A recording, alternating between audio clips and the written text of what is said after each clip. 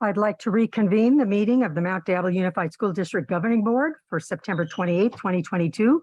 And we'd like to start that by standing and pledging to the flag. Will you join me, please?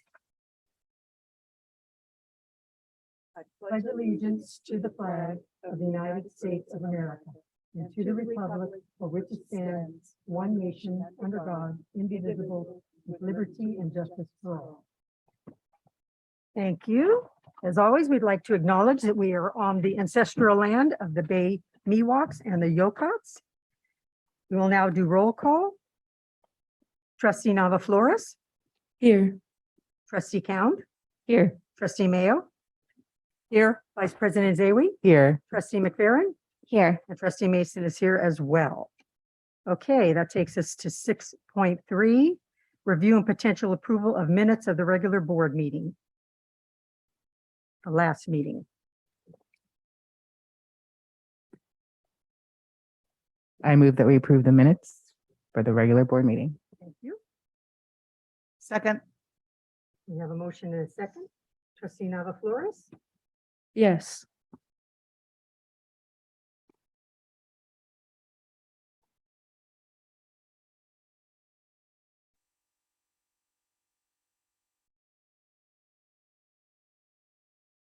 And that passes 6+1.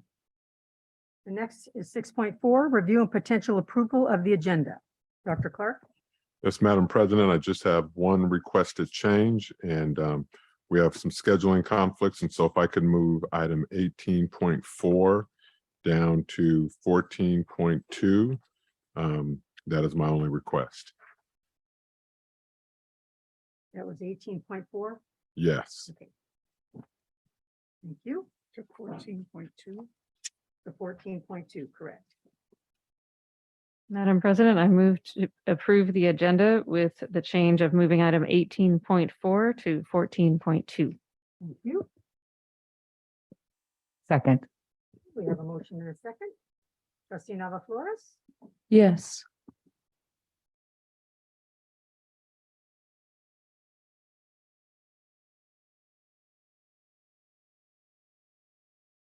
And that passes 5+1. Okay, that takes us to report out action taken in closed session. 7.1, negotiations. The board may discuss negotiations or provide direction to its representatives regarding represented and unrepresented employees. Excuse me, pursuant to Government Code Section 54957. The board received information and gave direction. 7.2, possible discipline, dismissal, release, or reassignment of public employee, Government Code Section 54957B1. The board received information. 7.3, public employee performance evaluation superintendent pursuant to government code.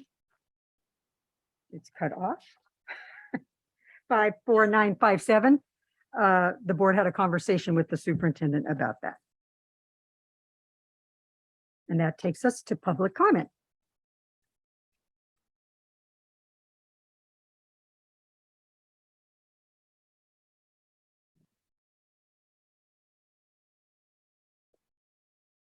Okay. The public may address the board regarding any item within the jurisdiction of the Board of Education of the Mount Diablo Unified School District that is not on this agenda. These presentations are limited to 3 minutes each, or a total of 30 minutes for all speakers, or the 3-minute limit may be shortened. If there are multiple speakers on any one subject, the public comment period may be moved to the end of the meeting. Speakers are not allowed to yield their time. And we have one speaker, Angel Bazan.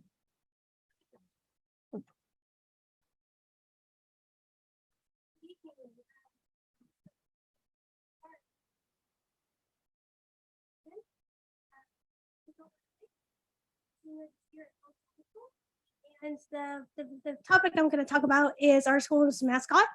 And I was hoping to, I was planning to make a presentation, but I sort of forgot it at home this time. So let me get started. Okay, so first off, a lot of students in our community have been like on the controversial side of our mascot, because we think that, you know, our mascot has a weapon, and we want to make sure that because with the rise of like school shootings across the U.S. and a number of mass shootings in Oakland recently, I been noticing a lot of controversial and a lot of criticism sometimes.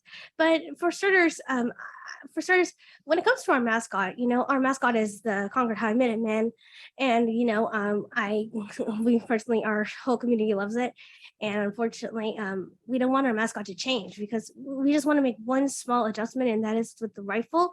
Instead of having a rifle as a weapon on our mascot, we should have like an American flag on it, because it represents our history. You can't change like something out of history. You can't change the past or anything like that. You can't change like George Washington or other kinds of presidents. Or our second thought, you can't like change anything that has gone in the past, like dinosaurs that used to live a long time ago. as I was trying to say though, I was thinking that instead of changing like YV's Ignacio Valley mascot is the wolves, and I was wondering that we don't want our mascot to be a whole different, like an animal or a different person.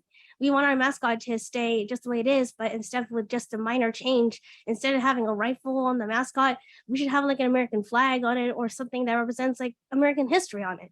Because you can't, because that like as President Obama said, that you can't like change, something that has been in the past or in the present or the future. But sometimes that you can change something that is in the present or the future. But with regards to like history, for example, in regards to anything that is going to be possible or something that we can achieve. But like I said, I think that with our mascot, I think that every student in our community, especially the CHS community, can be involved in with anything that is involved with our mascot, because it's part of our DNA. And if future students can come to Concord High and say, what's our school's mascot? And they said, I don't know, maybe a gopher or other kind of animal or something like that. But I would say, it's the Minutemen, that makes us Concord High. And, we don't want anything to change, because we want our mascot to stay just where it is. Just for one tiny problem, we just want our mascot to stay just the way it is, except without having the rifle and et cetera, having an American flag or any kind of history piece on it will be a good change. We don't want our mascot to be a completely different kind of animal or other kinds of things. But like I said, Concord High is what makes Concord High. Other students and future teachers and administrators would say like our mascot is like the pride of Concord, and and I feel that way too, because as a student and now almost an alumni, I feel the same way, because a lot of students wanted to say though, what's our mascot and what high school did you came from, and they ask you what's their mascot, and we just wanted our students to like be happy and have a good learning experience, especially when we have Great. football games. Thank you so much, Angel. It's always a pleasure when you come down and share with us. Thank you. Have a good evening. You're welcome, Mrs. Mason. Okay. Next would be Bianca Silva.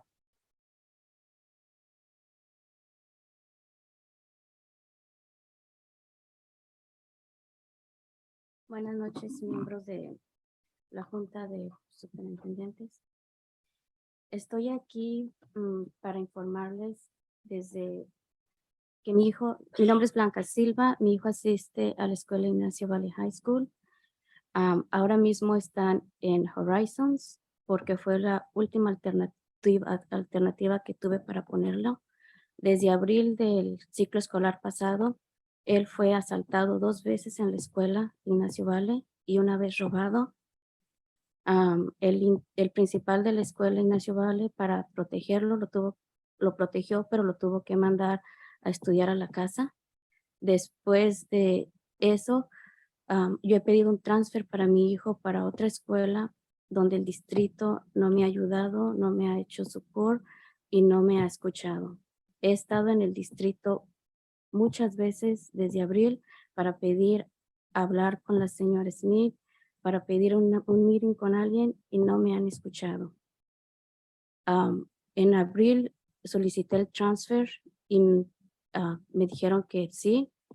No escuché nada hasta mayo, volví a venir y me dijeron que estaba en proceso. En junio me dijeron que no había llenado papeles, cuando desde abril no me dijeron que tenía que llenar papeles, que el proceso ya estaba hecho. Ahora mismo mi hijo tiene que salir de Horizons porque los mismos niños que lo asaltaron los han hecho transfer a esta escuela. Mi hijo tiene miedo, y yo también, de que él asista a esa escuela donde están asistiendo los mismos niños que lo asaltaron. Pienso que el distrito no me ha escuchado porque no soy mamá que habla inglés. No es mi culpa, pero yo estoy aquí para pedirles a todos ustedes que me ayuden con esto, porque desde abril estoy peleando para un transfer para él, cuando yo siento que mi hijo tiene los mismos derechos que todos los niños de estar en una escuela normal y no en una escuela de tiempo pequeño donde él se tiene que manejar su tiempo. Mi hijo solo tiene 15 años. Antes de esto, él tenía súper buenas notas, tenía scholarships que ya tenía ganadas, tenía su focus de irse al colegio, ahora está en casa sin estudiar. Yo les pido de favor, en representación de muchas familias latinas que no hablamos inglés y no dicen nada porque no hablan inglés, que por favor nos escuchen y que me escuchen, que estoy pidiendo ayuda para encontrarle una escuela a mi hijo, porque él tiene derecho de ir a estudiar sin tener miedo a que lo sigan asaltando, a que le sigan robando, cuando él era buen estudiante. Y eso pasa siempre, a los buenos estudiantes son a los que atacan, a los malos estudiantes no los atacan nunca. Gracias. Thank you. And I have dates and everything.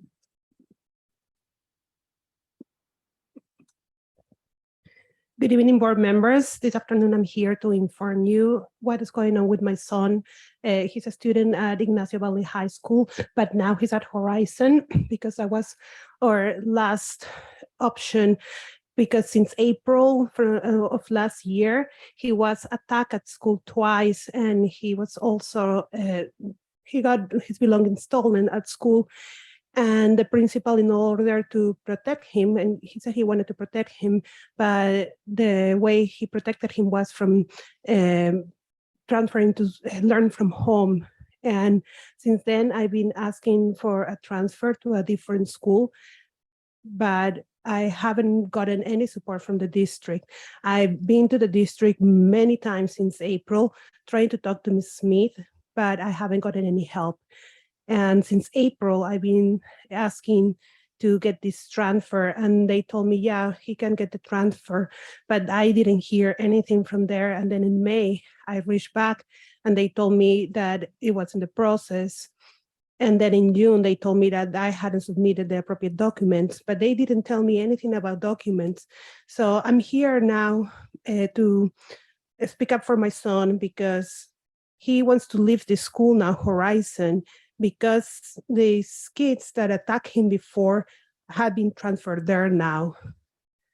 And I thought the district didn't want to hear me because I don't speak English, but I'm here today to plead to you to please help us.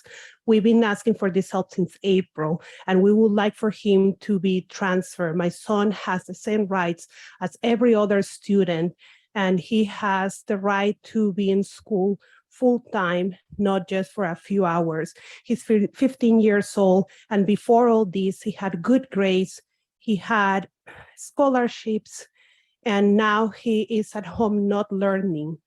So I want to speak up for my son and for all the Latin families that don't come and speak to you because they think they're gonna be listened to because we don't speak English. So I'm here to ask for your help. We want a different school for my son. He has the right to learn safely. He was a good student before these attacks happened. Thank you. Ignacio Valley.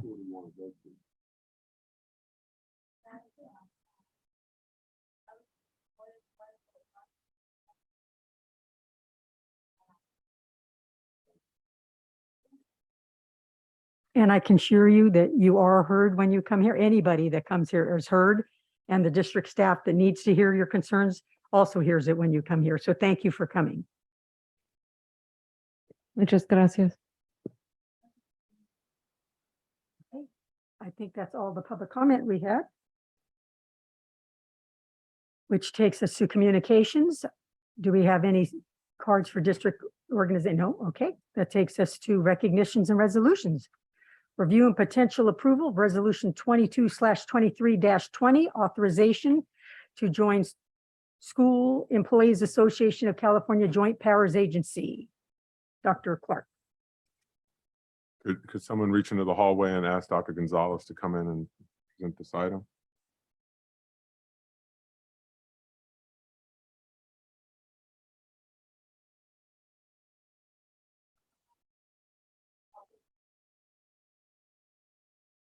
Sorry, we're having a meeting in the hallway.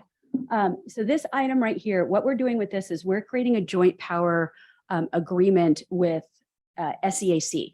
So by doing this, it's approximately $3,000, but we have, I think at last count, 11 people that are going to go through a training, and we're going to be able to save more than $2,000 per person going through the training if we're part of this group. So we put it out that we want to join this for 1 year. This is the Want this to is the add? JPA. I think I got it. You want to add anything, Elizabeth? Come on, come on, come on. No, I concur in reviewing it, that it would save us a significant amount of money by joining the JPA this year. Thank you. Okay. Any questions? If not, I'll entertain a motion. I move that we approve resolution 23-20, the authorization to join School Employers Association of California. Thank you. Second. Okay, we have a motion in a second. Trustee Nava Flores, Yes.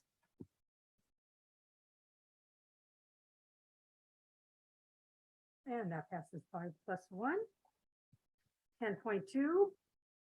Review and potential approval of resolution 22/23-21, recognizing October as Filipino American History Month. Dr. Clark. Great. Thank you so much, President Mason. So tonight I bring before this board resolution 22/23-21, recognizing Filipino American History Month.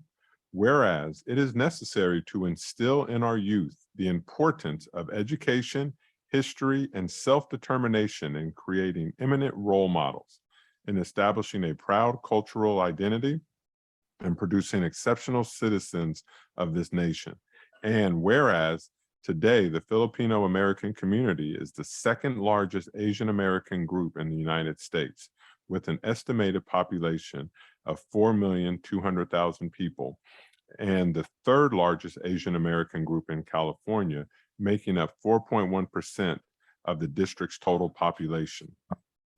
Therefore, be it resolved that the governing board of Mount Diablo Unified School District proclaims October as Filipino American History Month, and that all educational sites are encouraged to commemorate this occasion accordingly with appropriate instructional materials, discussions, presentations, and projects. Madam President, this resolution is now in the hands of the board. Thank you. Trustee Nava Flores. Thank you. I wanted to add on to that resolution in acknowledging October as Filipino American History Month. Filipino Americans are the second largest Asian American group in the nation and the third largest ethnic group in California, and make up a huge population of our students in our district. In recognizing the importance of this month, we not only reflect on the inspiring advocacy and powerful contributions of their community, but also working towards initiative and focusing on the preservation and dissemination of Filipino American history. To help support our students, we must continue to encourage pride and expression. To assure equity and social justice, it is important to gain more representation through our educators and our education by, for example, establishing a more diverse curriculum where students are able to learn about their own culture, their own people, and their own history. It is important to also support our Filipino American Student Association, such as clubs and community organizations, all while funding resources and opportunities to our students and future generations. I also want to bring up that during the month of August, from the 1st to the 31st, in the Philippines, they celebrate, and correct me again if I'm pronouncing this wrong, it's Buwan Nanguika.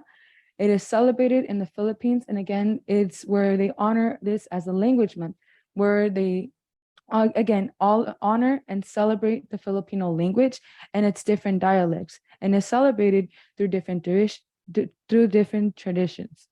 And again, I want to bring this up to continue to respectfully learn about each other's cultures and identities, and also again, encouraging our students to be prideful in their culture and in their identities. Thank you.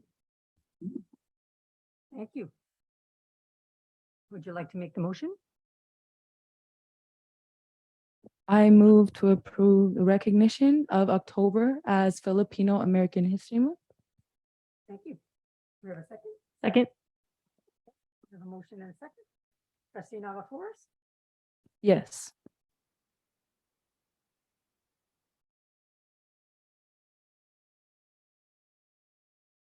That passes 5+1. Next, we have 10.3, review and potential approval of resolution 22/23-22 in recognition of Indigenous Peoples' Day. Dr. Clark.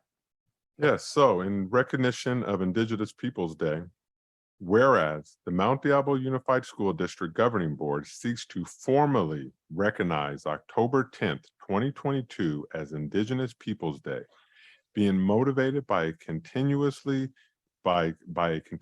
developing value for cultural appreciation and being motivated to give due respect, acknowledgement, and honor.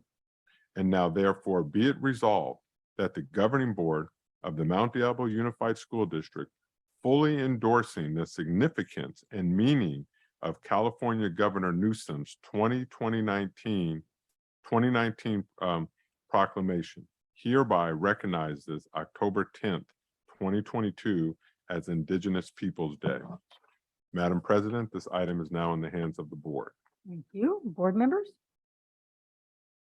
Trustee Nava Flores? Again, I want to also add on to this recognition to the acknowledgement of Indigenous Peoples' Day. The public speaking class from Mount Diablo High School put together land acknowledgements in honoring and using guidelines provided by local tribes. And I encourage you all to use this statement as this at the start of all our meetings, and also make it public to our website. In a setting that we are in present right now, we gather to learn each day and is on the traditional lands of the Miwok people, the Bay Miwok, the Plains Miwok, the confederated tribes of Lishon, Ohlone, Karkin, Delta Yokut, Wapo, and the Powhatan tribes, both past and present. We honor them with gratitude for stewarding this land and for many generations. Let us remind ourselves to be better and stewards of this land that we inhabit. These tribes were decimated by genocide and forced from their ancestral lands. And as we continue to move forward for a more equitable and accepting district, let's honor the past, present, and futures of our Native people throughout the United States, in California, and in our district, and fight to preserve their culture, their language, and their religion. Thank you. Thank you. Any other comments? If not, I'll entertain a motion. I just want to say thank you for bringing that forward, and thank you to the Mount Diablo students and in class that wrote that. It was very thoughtful and very well researched. So I really appreciate everyone who brought that forward. And I appreciate that our school district has October 10th as a day off for students, because I know that we do have students in our district that identify as Indigenous, and that there are some very special celebrations and events that happen on that day that this makes it possible for them to attend. Thanks. Okay. Motion. I move that we approve resolution 22/23-22 in recognition of Indigenous Peoples' Day. Thank you. Second? Okay, we have a motion and a second. Trustee Flores? Yes.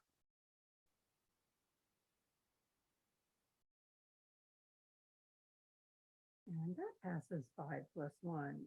Okay. 10.4, review and potential approval of resolution 22/23-23 proclaiming, recognizing October 9th through 12th, 2022 as California Week of the School Administrator. Dr. Clark. Thank you. So whereas approximately 15,000 certificated and classified school administrators are employed in the public schools of the great state of California, and whereas the title school administrator is a broad term used to define many education leadership posts, which include the district executive team, principals, assistant principals, special education and adult education leaders, curriculum and assessment leaders, school business officials, classified educational leaders, and other school district employees. And now, therefore, be it resolved that the Mount Diablo Unified School District joins with the State Board of Education, declaring October 9th through 15th, 2022, the Week of the School Administrator, and commends the many outstanding contributions and services provided by administrative teams in our public schools. Be it further resolved that this resolution be distributed to all schools within the district. Madam President, this resolution is now in the hands of the board. Thank you.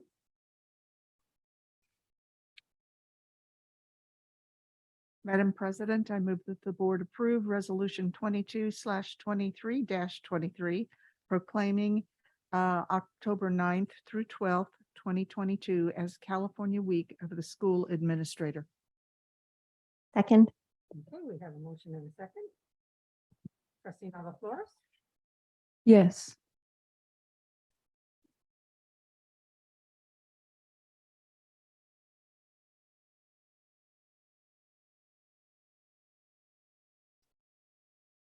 And that passes 5+1. 10.5, review and potential approval of resolution 22/23-25 in recognition of National School Lunch Week.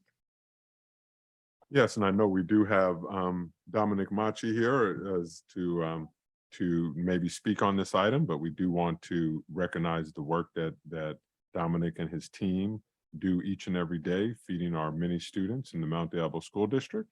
So celebrating National School Lunch Week. Whereas in 1946, then President Harry Truman signed the National School Lunch Act. Whereas the National School Lunch Program is now the largest federal child nutrition program. Whereas approximately 43% of the Mount Diablo Unified School District students qualify for free and reduced meals through the National School Lunch Program. So now, therefore, be it resolved by the Mount Diablo Unified School District Board of Education that it celebrate National School Lunch Week from October 10th through the 14th, 2022. Madam President, this resolution is now in the hands of the board. Thank you. Board members? Flores? Again, I just wanted to add on to this recognition that I wanted to remind all students district-wide that the food, the lunches and the breakfasts that are served in our district are all free under the Universal Meals Program for school children under the State Departments of Education. I also want to share out that I hope to work with the Food and Nutritional Services to continue to work in diversifying our meals. Why is this important? It is important to acknowledge that our students depend on these meals as their meals of the day, and also that allows them to continue their day. And we have to make sure that our meals are nutritional and will give our students the energy to focus and be engaging with their classes. Thank you. Thank you. Today at the White House, for the first time in 50 years, they hosted the White House Conference on Hunger, Nutrition, and Activity. And yesterday they released a strategy. During the summer, they collected public comment from across the country in actual listening sessions, as well as you could write things in. And I think we should feel lucky in California because in June, the universal meals that we saw works very well was ended across the country. But luckily last year, our state decided to keep it, make it permanent. And so the school lunch program, as our resolution reflects, is one of the biggest ways that in the United States we fight child hunger. And that we don't, and that by making it universal, we take away all of the rigmarole that families have to go through just to feed our children, just to prove that they deserve to eat. So I'm really thankful for that and thankful to our nutrition services team for turning on a dime in these last 2 and 3 years of feeding like every kid in the district. So thank you. And with that, I move that we approve resolution 22/23-25 in recognition of National School Lunch Week. Thank you. Is there a second? Second. Okay, we have a motion and a second. Trustee Nava Flores? Yes. And I will say, I saw a really fresh looking fish sandwich on the website. Even though I don't eat fish, it looked very fresh. And that passes. Mr. Machi, would you like to address the board briefly? Thank you. No, you've been working very hard on that menu. We First of appreciate all, it. good evening to the Board of Trustees, you, Dr. Clark. I'd also like to thank my Food and Nutrition Services staff, in my department. As you alluded to, turning on a dime in the last 2 or 3 years. It's been amazing, the work that we put into this, and it really is a work of love because the supply chain issues still occur. We still have labor shortages. We still have many things that are going on, and we're still striving to put out a dish that I actually had planned for about 5 years to actually be able to have a fresh fish sandwich, which was kind of a big deal to me. But we're going to continue to do that work. We're working on, as another example, organic grass-fed cheese from up in Glenn County in Willows. And so we're going to keep striving for that excellence because we know what it does to our students. We know how it helps them in the classroom. We know that's our support system, as our tagline sits on our trucks, nurturing kids towards academic excellence. And that's how we support our education community. So I just want to thank my Food and Nutrition Services staff. They've done an incredible job and they've withstood so much, and they really are, to me, they are the heroes. So thank you. We join you in thanking them. All righty. 10.7, review and potential approval of board resolution 22/23-26 for personnel with variable term waivers. Madam President, we're actually in 10.6. We have one more anti-bullying Oh, before we get to that. review and potential approval of resolution 22/23-24 in recognition of Anti-Bullying Awareness Month. Whereas the Mount Diablo Unified School District's local control accountability plan, better known as the LCAP, goals indicate all students will receive a high quality education in a safe and welcoming environment. And whereas the Mount Diablo community is committed to supporting the young people in our schools as they make positive choices that lead to successful futures. And now therefore be it resolved that the Board of Education of the Mount Diablo Unified School District declares October as Anti-Bullying Awareness Month, and the superintendent and other appropriate staff will initiate anti-bullying activities at all schools among all students to be planned, coordinated, and implemented by the individual school site students and staff. Be it further resolved that the Board of Education encourages parents, guardians, and the community to support the work of the students and staff. Madam President, this resolution is now in the hands of the board. Thank you. Board members? I just want to say it's, this is difficult because we've been hearing our last few meetings about specific incidents of students being bullied at their school sites. And so I think it's incumbent upon us and, all school districts really to do as much as we can to figure out how we can support students who are facing this issue. Whether it's a transfer to another school or whether it's actions that are taken on the campus itself. We need to make sure that parents and students who are being bullied feel heard and listened to. And I will second this one just because I want to say we're recognizing it this month, but we strive to see this doesn't happen every single day in our district. So having said that, trustee Nava Flores. Yeah. Okay. I also want to add on to that.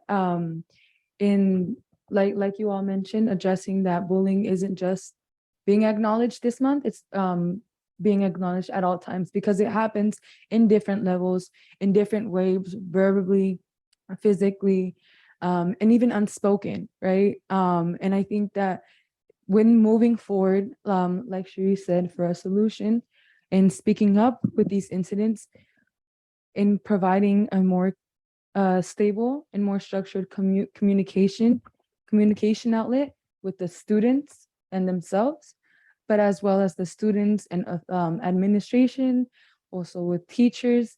It'll allow for students to voice for themselves and to also speak up for their issues and that their concerns and their problems that they are facing with. And again, like I mentioned, bullying comes in many different aspects and many different ways. And it's also acknowledging to not continue to allow this to happen. Again, saying bullying can come in different ways, whether that may be unintentional or intentional. It is important that to speak up when something is being done or something is happening, if it makes you feel uncomfortable, unsafe in any way. And again, this doesn't necessarily have to come from a student. It can also come from an educator. And it is important to speak up about these issues and to strive for action. And like I mentioned, continue to provide communication outlets and communication resources so our students feel heard, they feel recognized and they feel seen, and their problems are never devalued. But second, and yes. Okay. So, yeah, okay. Yes.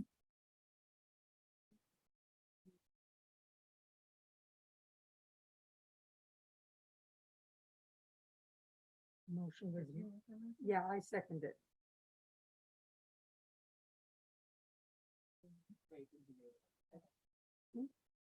I move that we pass that anti-bullying awareness month. There wasn't. Oh, okay. I don't think there was. Okay, And- vote it down. Yeah.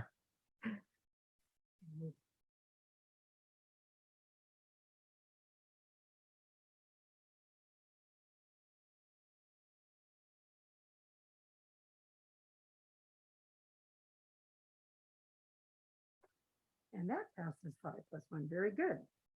Now review and potential approval of board resolution 22/23-26 for personnel with variable term waivers. Yes, and we have Dr. Rubio, who's going to take 10.7 along with 10.8. Very good. Good evening, board members. We have before you a request for 2 of our employees to have additional time to complete certain requirements for their credential. This, as you know, is made when anytime we're requesting a variable term waiver request. Thank you. Madam President, I move the board approve resolution 22/23-26 for personnel with variable term waivers. Thank you. Second, We have a motion and a second. Trustee Nava Flores. Yes.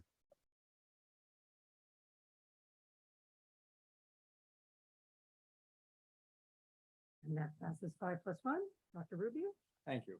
Similarly, we are requesting for 2 additional employees, additional time to meet subject matter competence requirements to have time to enter an internship program. So we have this for your review and approval. Thank you. Madam President, I move to approve resolution 22/23-27 for provisional internship permits. Second. Thank you. Trustee Nava Flores.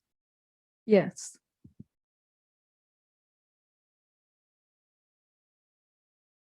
And that passes 5+1. Thank you very much. We have a public employee appointment. I think we always are appreciative of these at Mhm. this time of year and just in our current environment. So we have Mr. Sheehy is going to take this next item. Thank you. The Human Resources Department is bringing for the board's review and potential ratification, the appointment of Julie Johnson as the Vice Principal, Program Specialist, Categorical Programs, Site-Based at Rio Vista Elementary School. Julie is an equity-focused instructional leader with more than 20 years of experience in education. She started her career as a teacher and has taught multiple grade levels before moving into administration in 2014. During her 5-year principalship at Silverwood Elementary School here in Mount Diablo, the school earned the California Distinguished School Award in 2020. Julie believes that all students can learn given a learning environment that is positive and equitable with highly qualified, culturally responsive teachers and staff. Julie holds a bachelor's degree in liberal studies and a master's degree in education administration. In her free time, Julie loves to spending time with her family, eating great food, being outdoors, and learning new things. And with that, I leave this ratification in the hands of the board. Thank you. Madam- Go ahead. Madam President, I move to ratify the appointment of Julie Johnson as Vice Principal, Program Specialist, Categorical Programs, Site-Based at Rio Vista Elementary School. Thank you. Second. We have a motion and a second. Trustee Flores? Yes.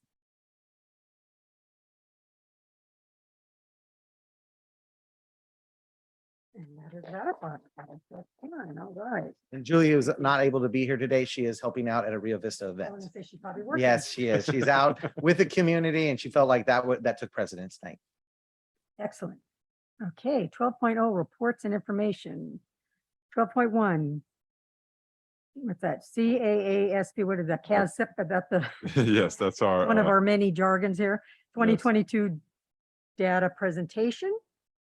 So we have our state testing that our students participated in last spring. And we have Dr. Chenaway that will be presenting this presentation and sharing our data and some of the information surrounding that data. So it's all yours, sir. Thanks, Dr. Clark. Good evening, board. Evening, Dr. Clark, MDUSC community. I'm going to try to be brief here and go through our CASP results performance for the 2022 year. CASP stands for the California Assessment Performance and something. It's all the jargon stuff, as you know. So with the CASP, it is our annual summative assessment at the end of each year.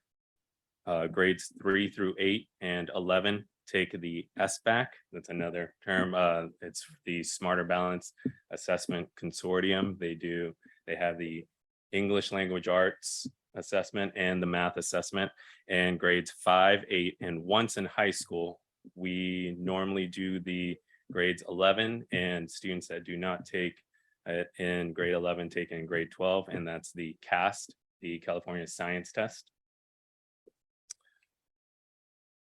So it is important to note that this data is preliminary.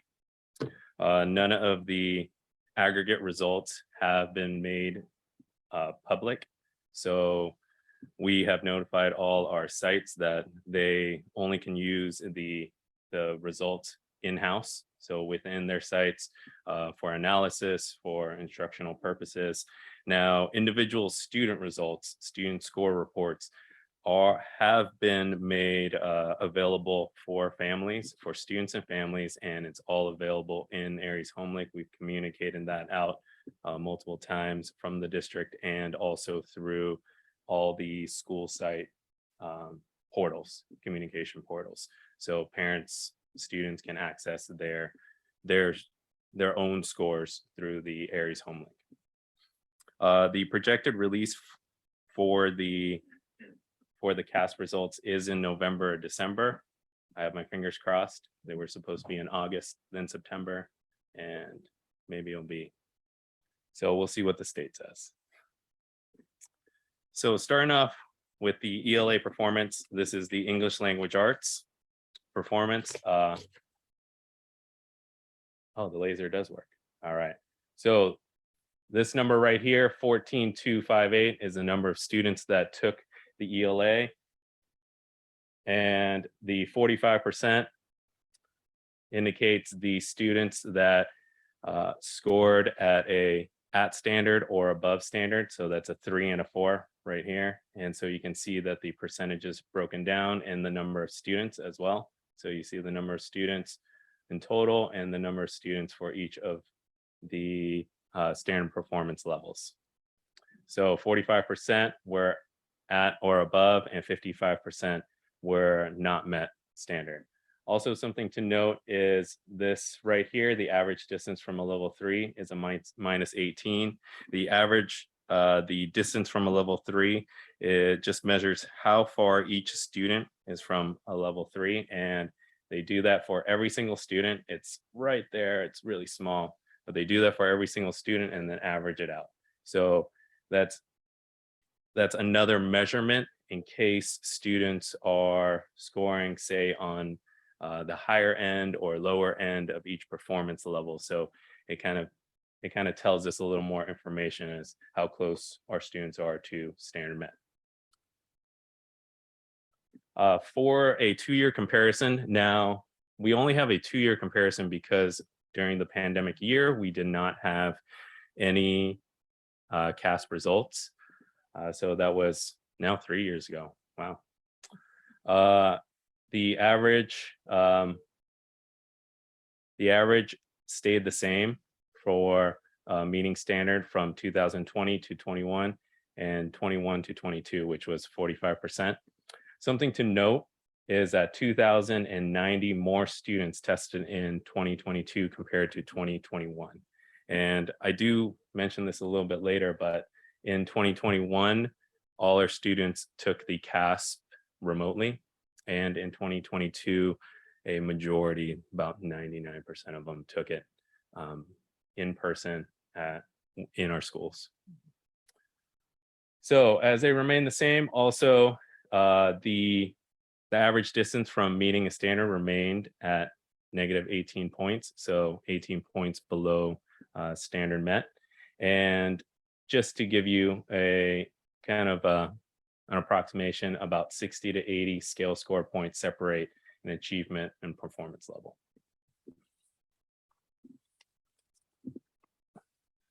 So moving on to the overall math, 35% of our students met were at or above standard level, and 65% were at or below standard level. And the average distance from a level 3 was negative 52 scale score points. Okay? And you can see the number of students that took the assessment was 14,367. Okay? So in doing a 2-year comparison from this past year to 2 years ago, it was fairly close, but there was a decrease in 2% from 2020-21 to 2021-22. There was also a decrease in 9 points from negative 42 points to a negative 51 points from 2021 to 2022. And also to note that there was 2,238 more students tested in this past year in 2022 compared to 2021. And then now looking at the kind of our student groups, this report right here, this first column shows the overall. So this is for ELA, for our English language arts, but you'll also see the ethnicity and race distribution, as well as particular programs such as SED, socioeconomically disadvantaged English learner, and students with a disability. Something to note is that there is no Filipino group in here. When the CASP does their ethnic breakdown, they include them into the Asian group. Okay, so that's why there isn't any showing right there. This the top number shows a number of students that took the assessment, and the number right below it is a percentage that met or were above standard, and then the color coded is the different performance levels. So above standard level, at standard level, near standard level, and below standard level.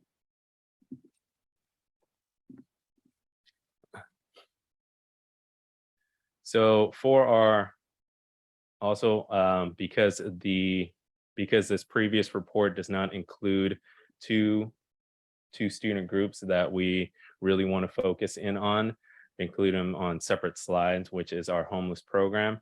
And it's very similar to the other report that you've seen, that you'll see that 10% of our students have are at or above performance level, and 90% are at or below standard level. And our homeless students are at -125 below a level 3. And there are 198 students that took the assessment, and that only includes our grades 3 through 8 and 11, of course, that are also homeless. And that is the same thing for our other student groups. So for our foster students, we had 56 students take the assessment, 16% were at or above standard level, and 84% were below, and -83 scale score points from level 3. So just in summary for our student group performance from the administration year of 2022 to 2021 comparative, there was a 4% decrease in the percentage of Black African American and foster youth students. There was a 6% decrease in our homeless students, and there was a slight incremental increase in percent of Hispanic, Latino, white, Asian, multiple races, and English learner students. Something to note is that there was 11% increase in the percentage of SED, socioeconomically disadvantaged students, and all other groups remained about at the same percentage. So moving on to math, it's a very similar report. I won't go into it it's the same one as the ELA. And also for our homeless program and our foster program. But what I would want to go into is a summary, is that about 1 to 3% decrease in the percent of Black African American, Asian, white, and foster youth students. And there was a 9% increase in the percent of socioeconomically disadvantaged students. And then all other groups remained about the same from 2021 to 2022. So that was our ELA and our math performance. For our CAST, that's the California Science Test. And that is our students that are in grades 5, 8, and 11, mostly 11. And if they didn't take it in grade 11, they'll take it in grade 12. So as you can see, it's a very similar report. There's 28% students were at or above standard level, and 72% were below standard level. Comparatively, from 2022 to 2021, there were 68 more students that had tested. So there was a 8% decrease in the percent of students meeting or exceeding standard in 2022 compared to 2021. So in summary, like I said before, there was in 2021, our students tested all remotely, and we transitioned back to in-person in 2022. So this is kind of unprecedented that we've had something of this sort. Overall, our performance remained mostly consistent from 2021 to 2022, and our SED students were the only student group to have a significantly increased performance from 2021 to 2022. Just a few notes, just in conclusion. Like I was saying, there was a dramatic change, a transition from our kind of testing environment, from being remote to in person. So there really is no basis of comparison for kind of expected increases or decreases. The closest thing that I could find is, say, if we had a new type of test or a new type of assessment, and that is always expected to have a decrease in performance due to novelty. And so on the upside is that we remained mainly about the same in performance level from all these transitions. So that's something to note about that. And what we've done is really concentrated on using this past year, this 2022 year, as kind of our new baseline, expecting that everything stays the same, that we're able to test in person, we're able to have our instruction in person. Just everything had been thrown off course with the remote testing. So this is kind of creating our baseline, and moving forward, hopefully we'll be able to do more comparisons and see how we are kind of making up for what we've lost in our remote learning. So I do appreciate your time. Thank you very much. And if there's any questions, I'm still here. All right, any questions? I don't have a question, just comments. I just want to say, thank you for providing this data, and especially the breakdowns by race and in our particular areas of interest with homeless and foster youth. It's really important for us to be looking at that data, as difficult as it is to see how far we have to go in supporting our students. And I think it's definitely of note that clearly our socioeconomically disadvantaged students benefit from schools being open and having access to in-person learning, and in-person testing could be a piece of that as well. So thank you. I think it's really great that we now have a baseline for improvements as we move forward, and the kinds of actions that we're taking for these students. Yeah, I just wanted, Dr. Chinaloy, I just appreciate the presentation. As you know, it's a district goal that we are transparent with our data and that we make it accessible to all. And I just want to commend you for your work in that, whether it's the state data or whether it's our local assessment that you have, you've worked hard to make that accessible so that we really can use that data to guide our instruction and to apply resources where needed. And so, so again, getting us this data in this form, I know that the state didn't give it to you in this form, you put that together. So I really do appreciate that, and appreciate you sharing this out. And if you could just briefly just tell us how you work with schools with us accessing their data, or teams of educators or whatnot, if you can just, like, what are we going to do with this? Oh yeah, of course. We not only have our state data, but as Dr. Clark mentioned, we have our district data, and that is a lot of our real important data, our kind of important assessments that we really are able to use to kind of guide our instruction. We're able to analyze it, say timely. That is something that I've really worked on, is being able to get our assessment data in a timely manner so that we can analyze it very quickly, and shortening up these kind of cycles so that we can apply it to our instruction, and also tying it in with our instructional resources. And I can't do this all on my own, but with a lot of help of our educational services and our teams, to be able to not only provide those types of resources, those tools, but getting them to our sites, to our principals, and to all our teachers. So that is something that I've really concentrated on, and also is having this assessment and data having a particular focus and direction to it. So say this data that I was presenting was summative data, but we have all different types of data, and the way that we analyze it is really going to help with how our instruction will be. So if we have different things like our baseline data at the beginning of the year, if we have formative data kind of in between instruction, if we have benchmark data at different points in time. So this is something that I'm building in, and these kind of structures and these processes for looking at our assessment and data with helping our instruction. Very good. Thank you. We have a question here. So I'm being mindful of the fact that we've been adopting new instructional materials. is there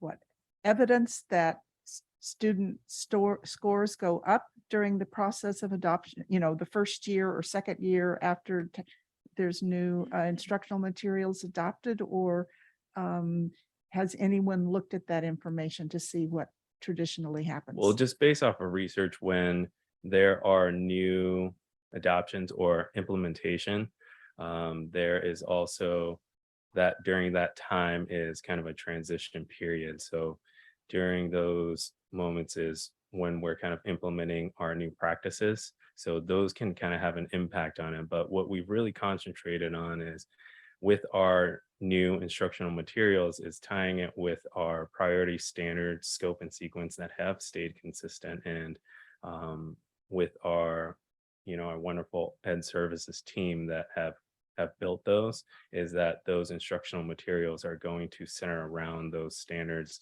and those priority standards. And with these assessments, that we want to concentrate on being able to assess on those priority standards and kind of our scope.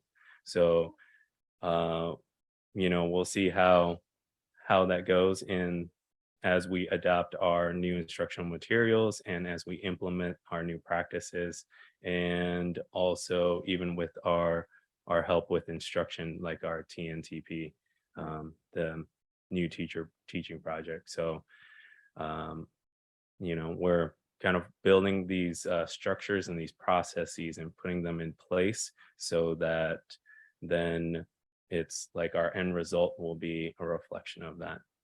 Thank you. Thank you. Any other you so much. questions? Thank you.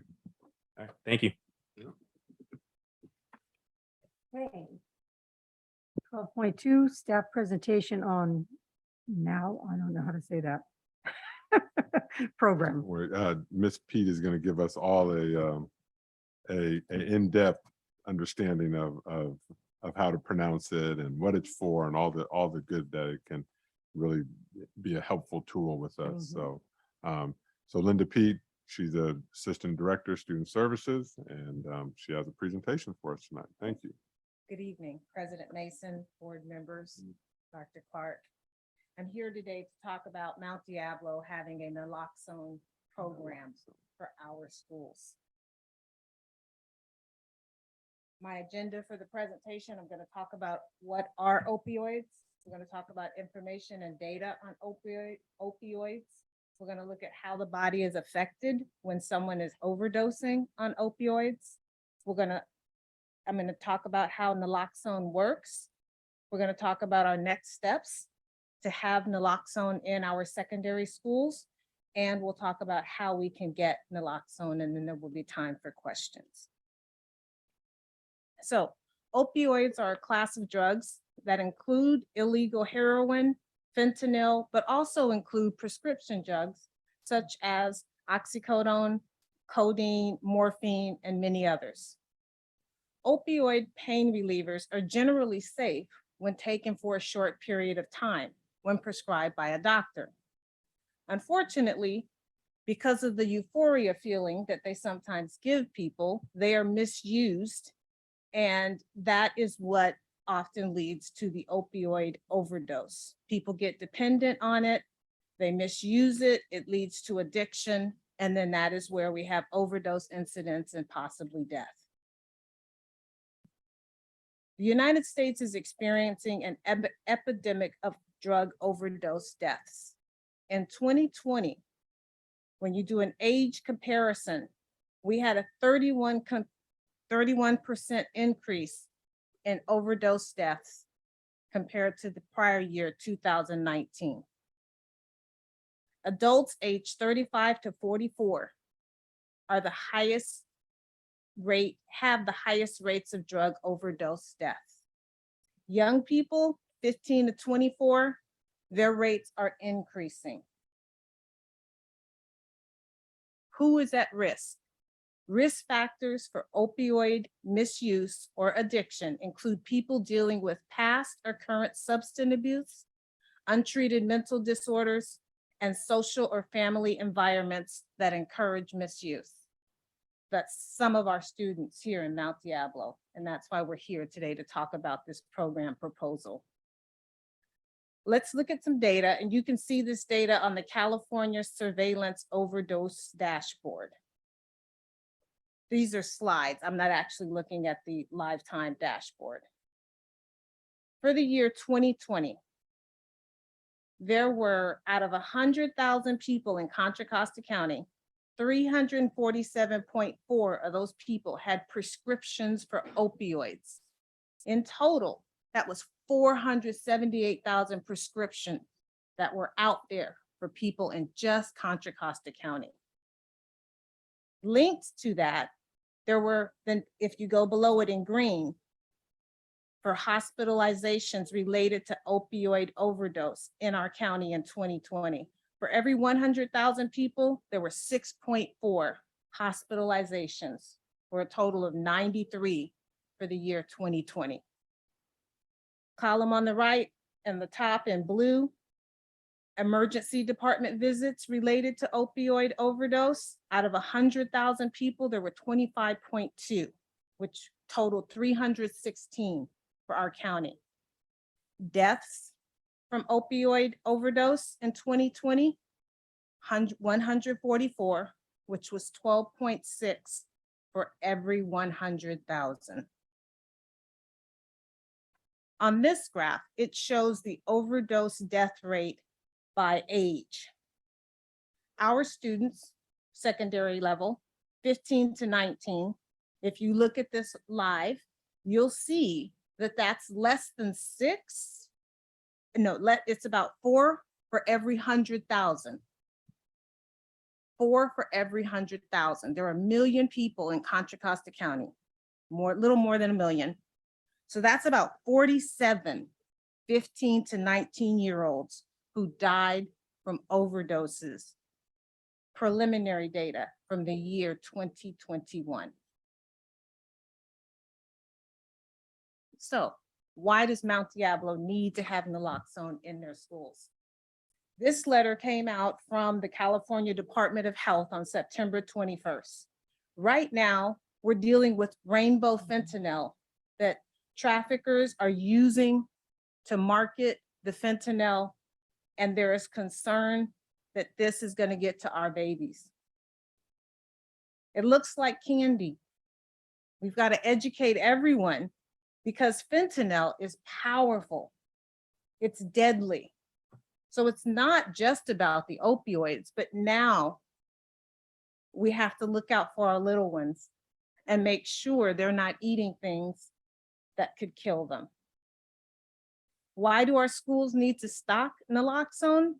When someone's having an overdose, oxygen starvation leads to unconsciousness. That can be followed by a coma, which can then lead to death in 3 to 5 minutes. It's quick, but naloxone can change that. Another way to look at it, the drug attaches to brain receptors that affect breathing. Their breathing slows and may eventually stop. Oxygen starvation stops other vital organs like the heart and then the brain. What are the signs? How do we know if someone is overdosing? The person doesn't wake up, they don't respond to your voice. The person's breathing, it might be slow, it might be irregular, or they may have stopped breathing. The person's eyes, they have the pinpoint pupils. Their fingernails and lips might be turning blue, and their heartbeat might be slowed down. So what does naloxone do? It quickly reverses the overdose by blocking the effects of the opioids. It will restore normal breathing within 2 to 3 minutes in most cases where the breath has been slowed or even stopped. Sometimes people do need more than 1 dose. Naloxone won't hurt anyone, even if it's not an actual overdose. There's no harm in giving the naloxone. Delaying giving the naloxone is where we can cause problems. So if you give it to someone, you call 911 and you stay with them. You stay with the person, paramedics will take them in, and we're in good shape. The Good Samaritan law in our state covers anyone who does administer the naloxone. What are the next steps for Mount Diablo? Originally, I thought we had to have it written into our safety plans, our school safety plans, but I was informed we don't have to do that. We just have to, we want to make you all aware, make our community aware. We would find volunteers to be trained to administer. We would put the product in our schools, have it in a safe storage place, and then we would move forward. We can look to our school nurses to help with some training if necessary. Olympic High School has volunteered to assist as a pilot site if we wanted to do that. We have training videos from the California Department of Health, and even Keenan, the folks that did our online trainings, they have a training video that we could use. It's easy if for those staff folks that did the our online mandated trainings, we can use that video also for training on how to administer naloxone. So how do we get it? You can purchase it at places like CVS and Walgreens, but right now there's plenty of places where you can get it for free. We actually have 24 boxes through a grant that we applied for. We have 24 boxes in student services right now, ready to go out to our schools. And through the California Department of Public Health, we can get more naloxone as needed. Naloxone versus Narcan. Which one is it? When naloxone was first approved to reverse opioid overdoses, the brand name it had at that time was Narcan.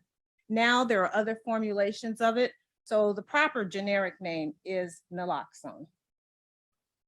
The information that I shared with you tonight came from the National Association of School Nurses. It came from the CDC, the California Department of Health. Like I say, the Narcan that we have that came from the high schools, the free Narcan nasal high school program. And I just want to say thank you for allowing me to share.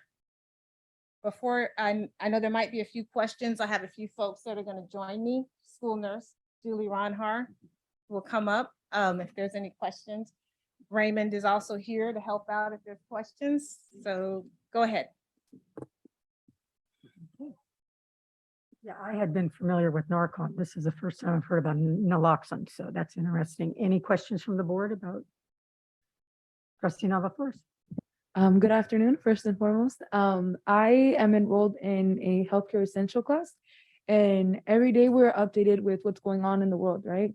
And more specifically in our community. And one of those issues is regarding fentanyl, correct? Right, fentanyl, and how it's being targeted and marketed towards kids, right? Like you mentioned in the presentation, it looks like candy, right? And I just wanna clarify this. Is it true that you can die from fentanyl by not even in taking it like voluntarily, but even touching it? Is that true? They're saying by touching it, but there is not the definite proof that it's by touching it. It has to be, I think, more ingested. Or the person might have a cut on their hand where it has more of a direct effect on the body as opposed to actual transmission through the skin. But that's Okay. not too rare. Yeah, I just wanted to reassure that because like I mentioned, we're constantly studying it and the effects of it. And also like us as students, how can we protect ourselves, right? And protecting our family and also spreading the word about it. And it's dangerous. And then another question that I had was with naloxone, correct? Can anybody provide, like if somebody is under like an overdose, can anybody provide them with the naloxone, or is it a certified personnel? You mentioned how it doesn't harm anybody with it being taken, but if it's delayed, then it will harm them. So with that, and that being said, is there a specific person that is only allowed to provide the naloxone? In our district, we want to make sure people are trained and that they know what the symptoms are. So we, at this point, it would be school staff, a variety of school staff. But say if you had access to Narcan, because you could buy it at Walgreens and it would be okay, you would be protected under the Good Samaritan law if you were at a football game and you did administer the Narcan.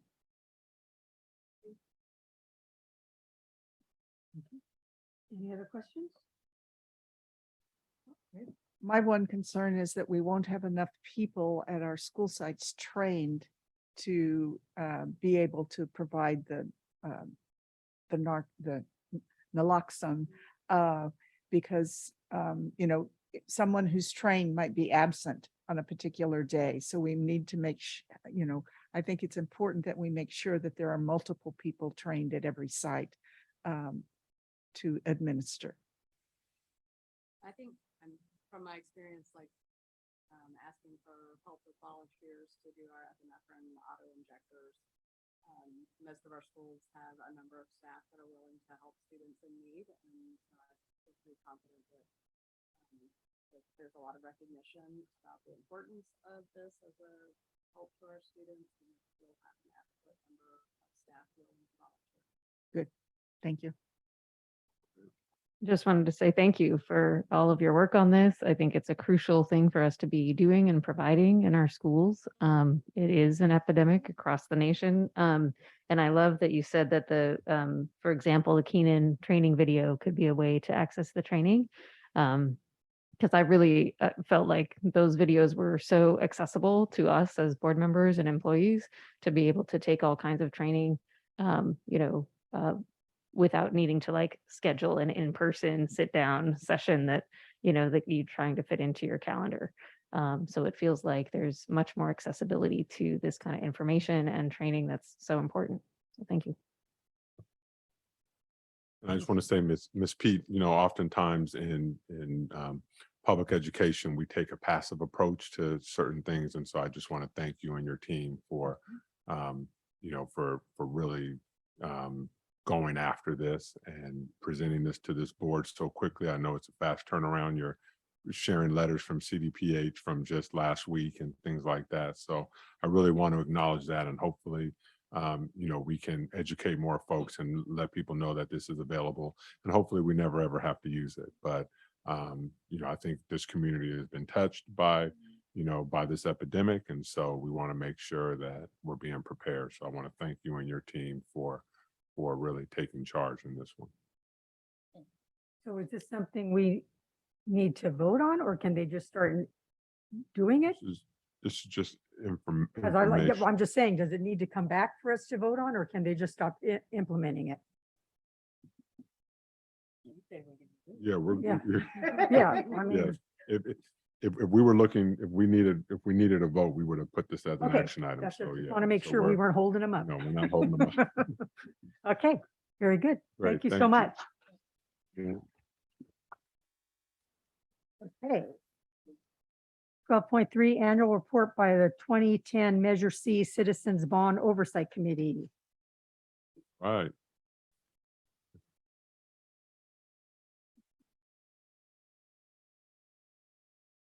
Well, welcome back, sir. We appreciate having you. Yeah. Good evening, Board Superintendent. It's that fun time of year again where you get to be bored half to death. We are in, I have this thing, okay.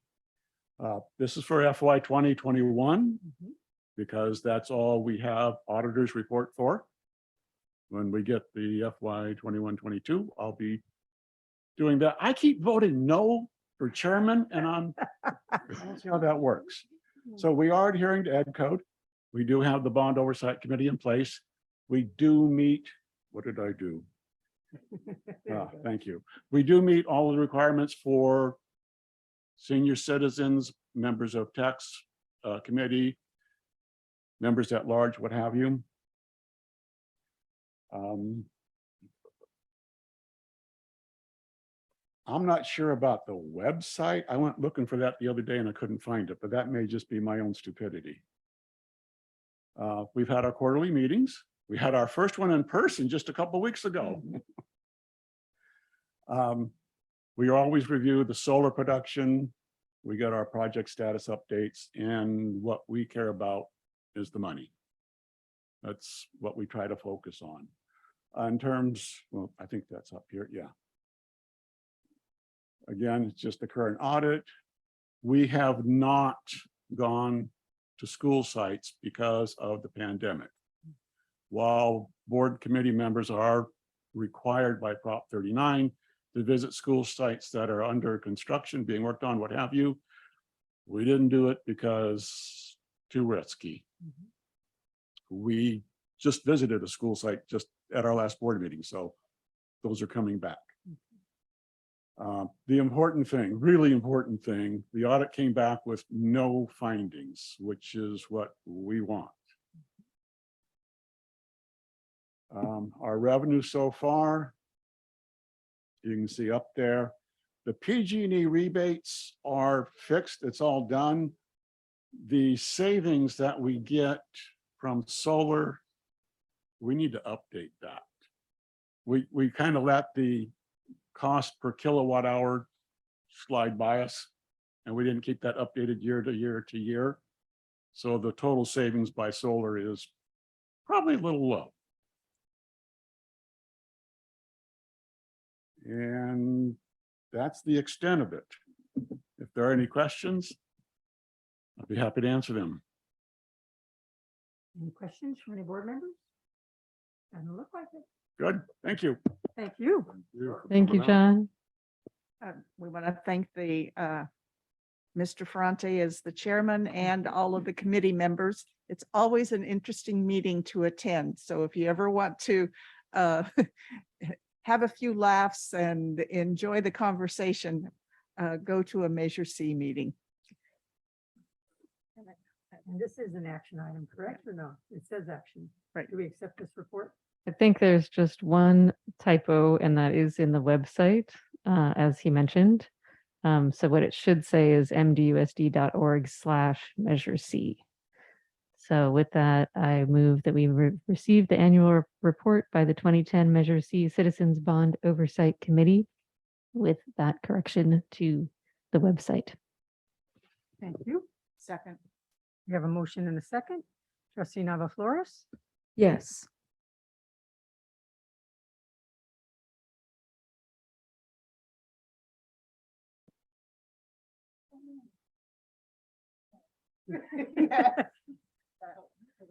That's a mistake. It wasn't on the right.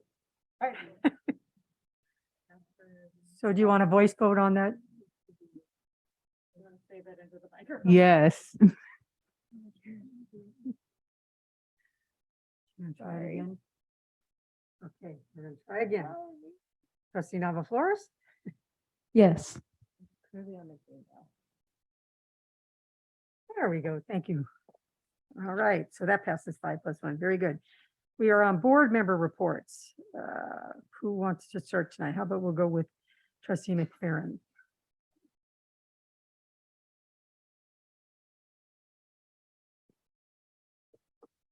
All right. Hello, everyone. Good evening.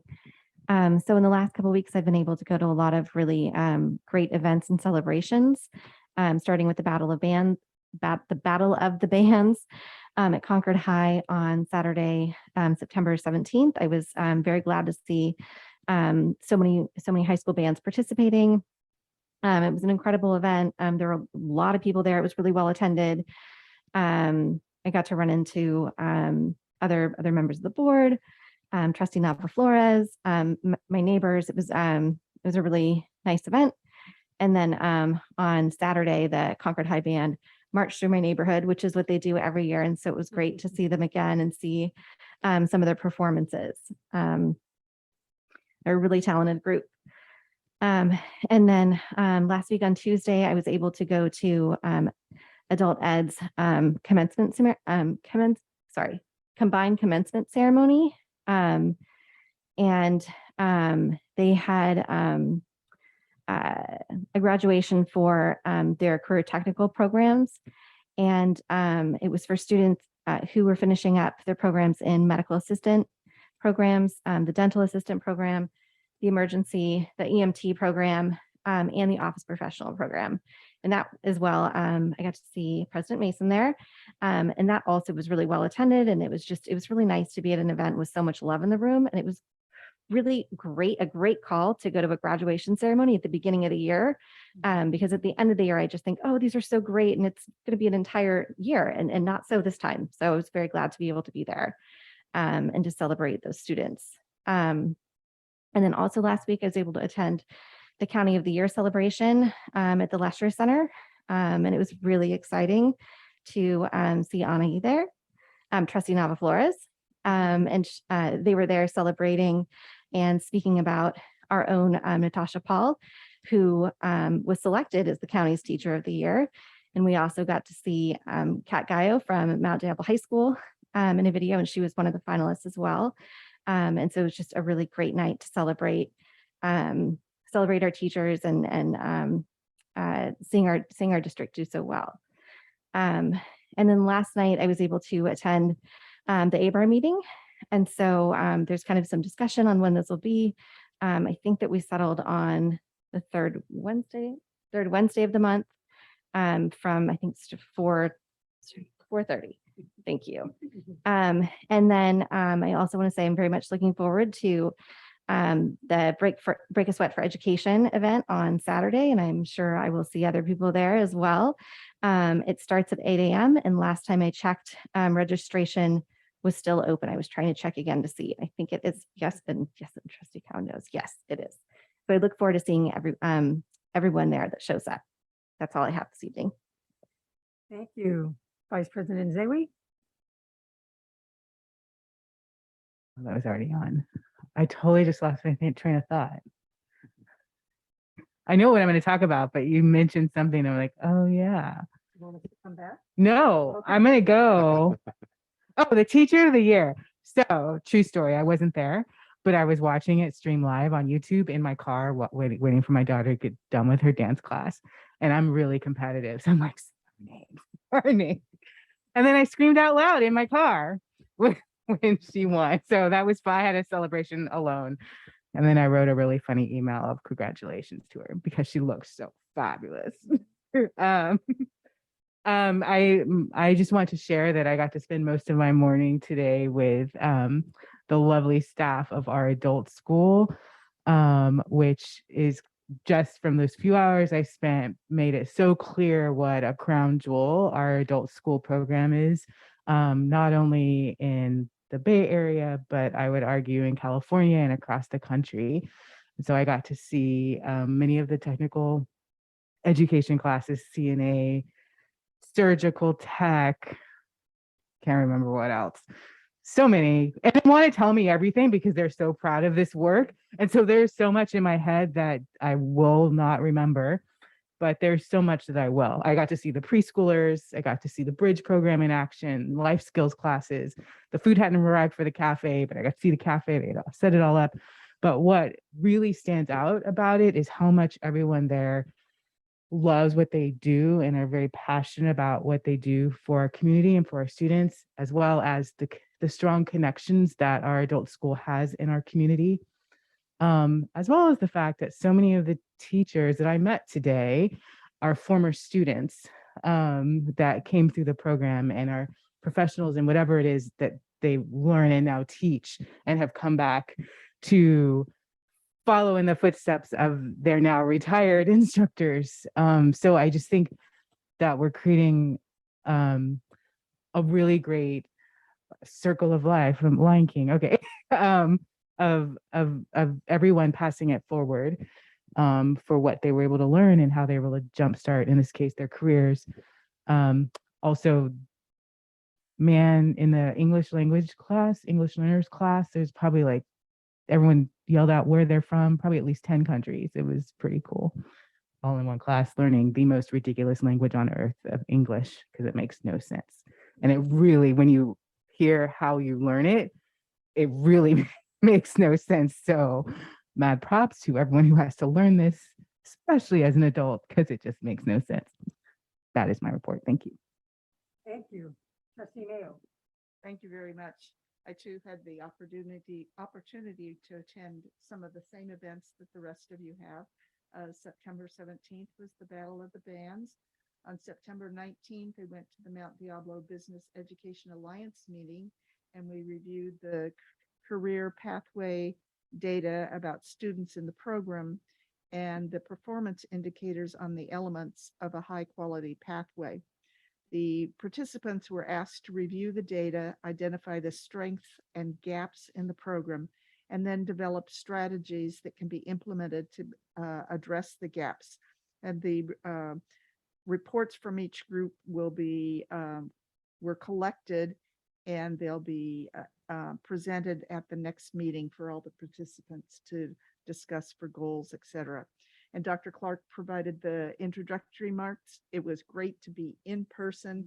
And of course, the food is always wonderful at Serendipity. On September 19th, we had the Mount Diablo Education Foundation meeting. They're, of course, planning for the K-5 run this Saturday, October 1st at Heather Farms Park.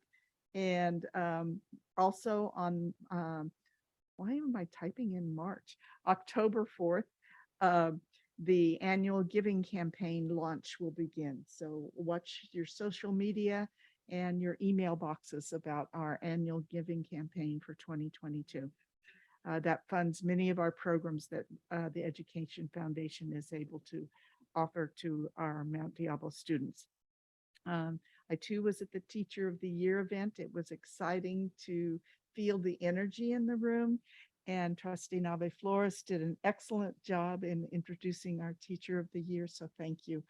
You made us very proud. And she surprised the audience by speaking in Spanish too. So that was excellent. So you brought a new element to the program.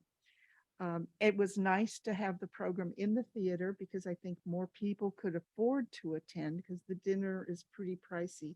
And the advantage of the theater was that there were the opportunity for more student performances. So they were able to move different groups on and off the stage and provided a little more entertainment and showcased the talent of our students. And when you think about the fact that school has been in session, Dr. Clark will have to tell me exactly how many days, but less than 2 months, it was the talent that was shared was amazing. I think all of you would agree with that. On September 24th was the Pleasant Hill Community Service Day, and every school in Pleasant Hill had a volunteer team working at the school for beautification. And I was able to visit 5 of the campuses that were doing activities of the 9 schools in Pleasant Hill. So a shout out to the city of Pleasant Hill for continuing to provide that effort, and a shout out to our school site staff and volunteers, as well as our M&O staff that are always involved in those kind of operations that are happening in our community. On the 27th, which is yesterday at 7:45, I joined Dr. Gonzalez with the CBO walk at Valley View. We looked at the cafeteria modernization, and we walked around the campus with the principal. And it's always good to visit the campuses to see firsthand what's going on and where the needs might be. I've already mentioned the race for October 1st. And then on October 4th, the Community Advisory Committee for Special Education is sponsoring the MDUSD Candidate Forum for Area 1 and Area 4 at 7 p.m. And the presentation will be available to the public on Zoom. So please join the meeting. Thank you. Thank you. Trustee Count?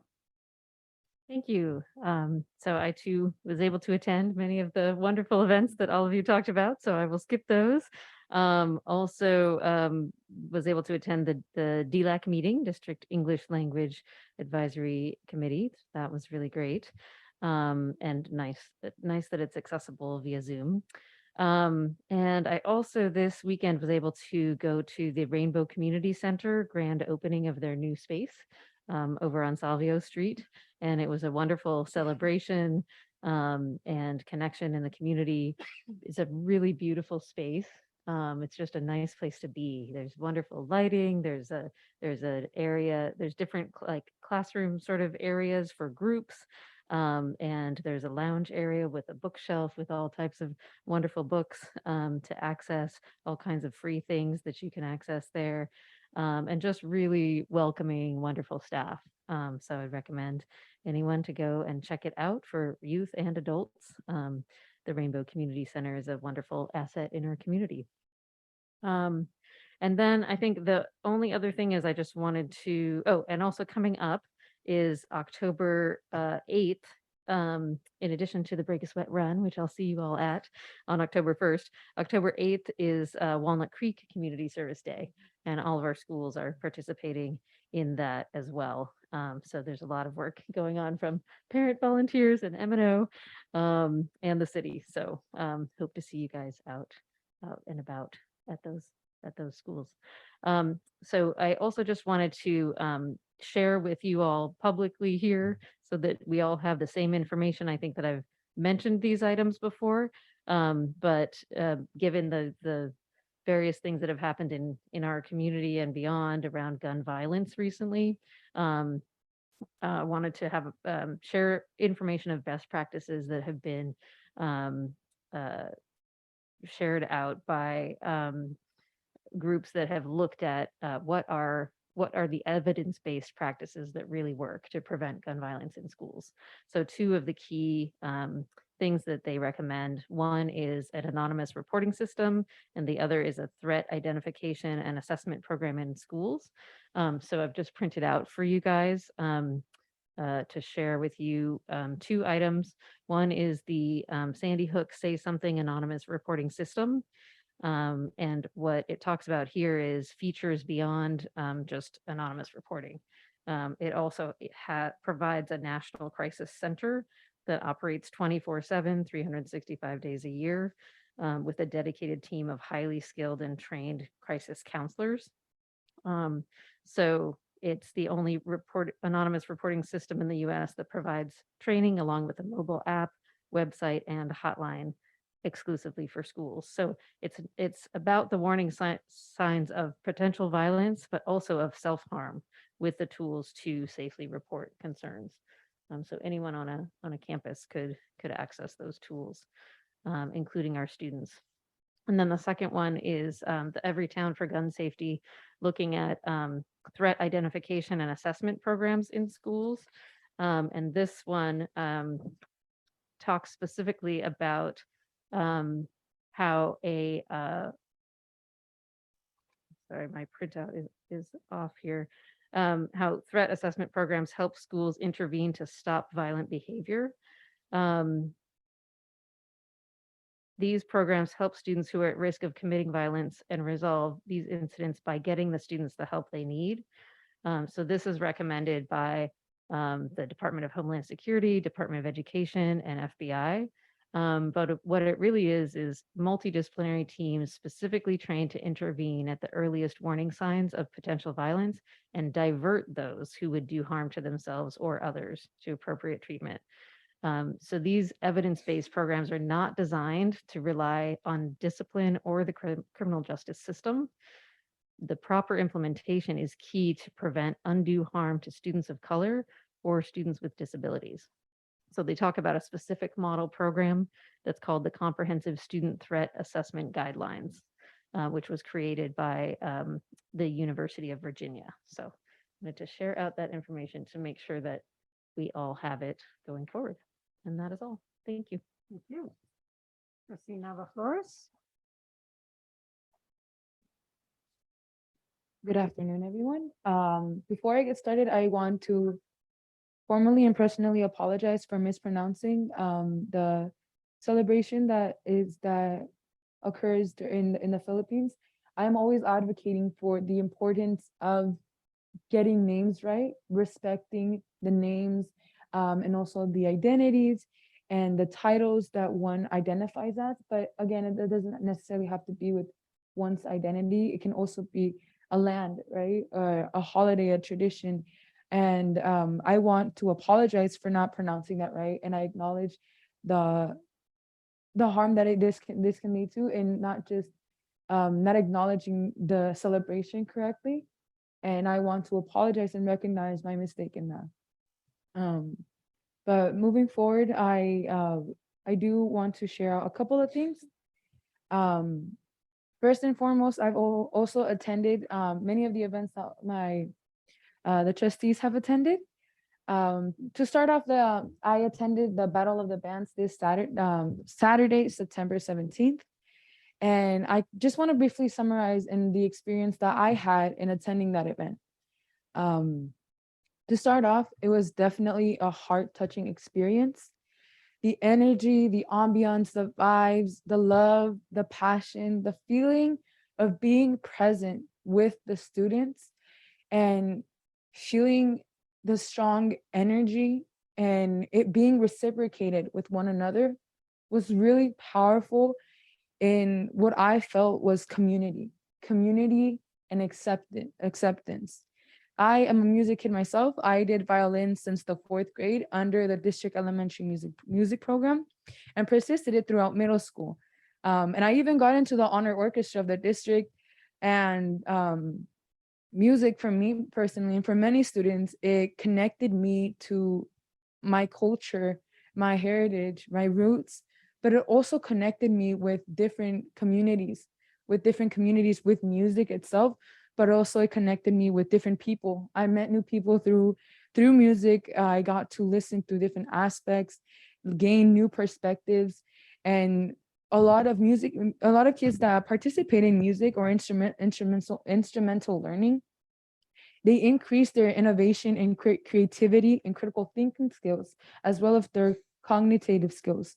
Music has contributed again to not only our personal advancements, but also our social and social well-being.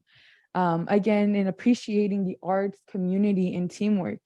With music, for example, like I said, I did violin and then I switched to cello and I was slowly starting to learn piano. And with that, if any of you all have ever played an instrument, or for all students that have played an instrument, it's a multitasking activity, right?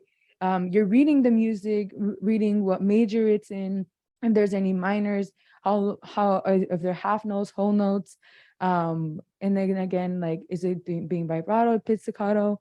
And again, like, it's such a strong and powerful skill to have, because you're like, again, like I said, you're multitasking, you're reading, you're playing, you're ensuring that your fingers are in the right placement, your precision is right. And it's such a beautiful opportunity for our students to have and for our students to participate in. And again, like violin and cello fall into the orchestra segment, but attending the Battle of the Bands, and like many high schools throughout the East Bay attended, it was definitely something that I realized that I disconnected with, right? In having that network of people that are there for the same purpose, for the same passion, for the same thing that we all care about. It was a whole different setting, a different place, and a different type of love, again, like I said. And I want to bring this up because it is very important for us to protect these programs in our high school and secondary levels, and ensure that these important classes are offered and supported evenly, equitably from site to site, despite similar student populations. And again, I want to thank music and my music teacher, Ms. Thompson, and also my elementary school teacher. I forgot their name, I'm so sorry, but believe their name was Mr. Jones. I want to thank both of them for allowing me to have this experience and have this opportunity, and in increasing my problem solving skills, and again, like code switching and multitasking skills. So I wanted to just touch on that, and again, express how it has benefited me in my well-being and my learning, but also the students in our district. Tying that with the Teacher of the Year, this again was a countywide celebration where we honored our nominees, right? Ms. Gallo and Ms. Paul, who are both Mount Diablo High School representatives, but also of the district. And I personally want to thank them for everything that they've done for their students and for their students, but also their own well-being. Both of these teachers have done an amazing and extraordinary job.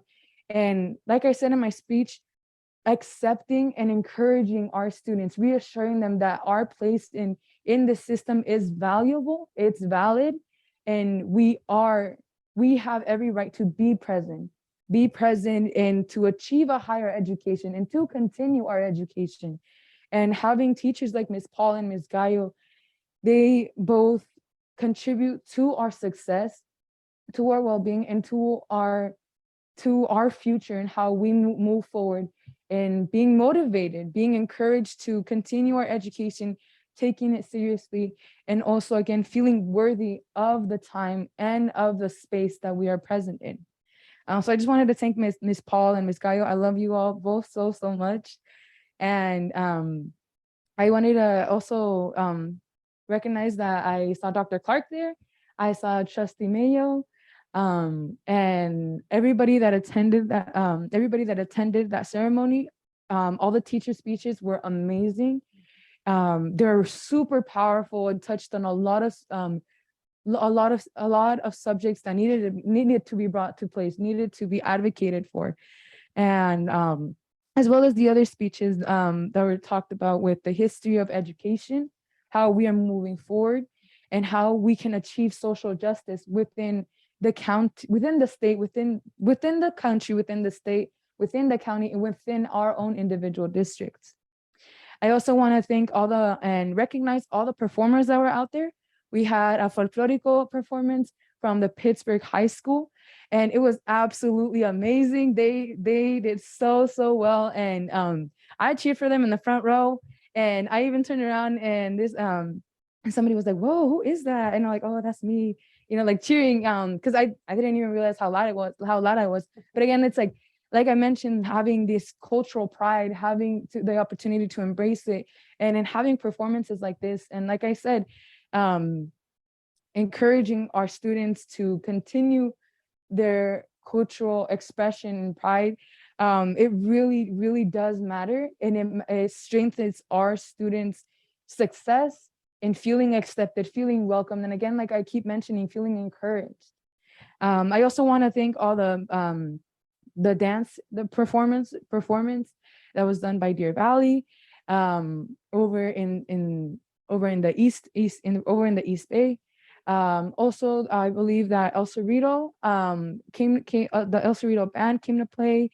The Northgate Choir came out and sang, and all in all the performances were absolutely amazing. They like Trustee Mayo mentioned, it like with just 2 months enrolled in our district, it really showed the talent and the passion that these students have for the things they are performing and sharing with all of us. So I just wanted to thank that and recognize those two events. Moving forward, I want to also bring attention to the Break a Sweat for Education. The Mount Diablo Unified School District Education Foundation has been planning this event. And again, it'll take place this Saturday, October 1st. It's a 5K run and walk fundraising event to support educational programs that benefit the children in need. I also, and again, it's being taken place in Heather Farms Park in Walnut Creek. And if you are attending, be on the lookout for the Student Advisory Committee. I'm a part of their SAC, their Student Advisory Committee. And again, like this specific committee of students district-wide is focused on providing and advocating for STEAM, science, technological, engineering, art, and math opportunities district-wide. I want to mention that they focus on providing these resources and advocating for students in need in that specific area. And with that being said, I also want to bring up that the district-wide the student advisory committee that I am appointed to and I am in charge of, those applications are now open, and I want to share with all principals, all counselors, all teachers to be on the lookout for an email with further information. I encourage all students to attend. In the past, we have had students from the site council be appointed to, but in order to have more representation and diversity with the voices present in our committee, I encourage all schools to appoint at least one student from each grade level. That way we can get perspectives and points of views and experiences from different, like I said, different levels and different concerns that are happening. And then I want to briefly talk about the safety issue. Like Trustee Cowan has mentioned, and like we've all experienced in the last couple of meetings, a lot of our students have come out and spoke about, and their families have come and spoken about how their safety hasn't been met to a certain extent. And I want to remind you all that the district's first priority is student safety. Student safety is our first priority, and we will be held accountable for it. Everybody has the right to a safe and welcoming space and has the right to a quality public education. Now, to ensure safety, that comes in many aspects.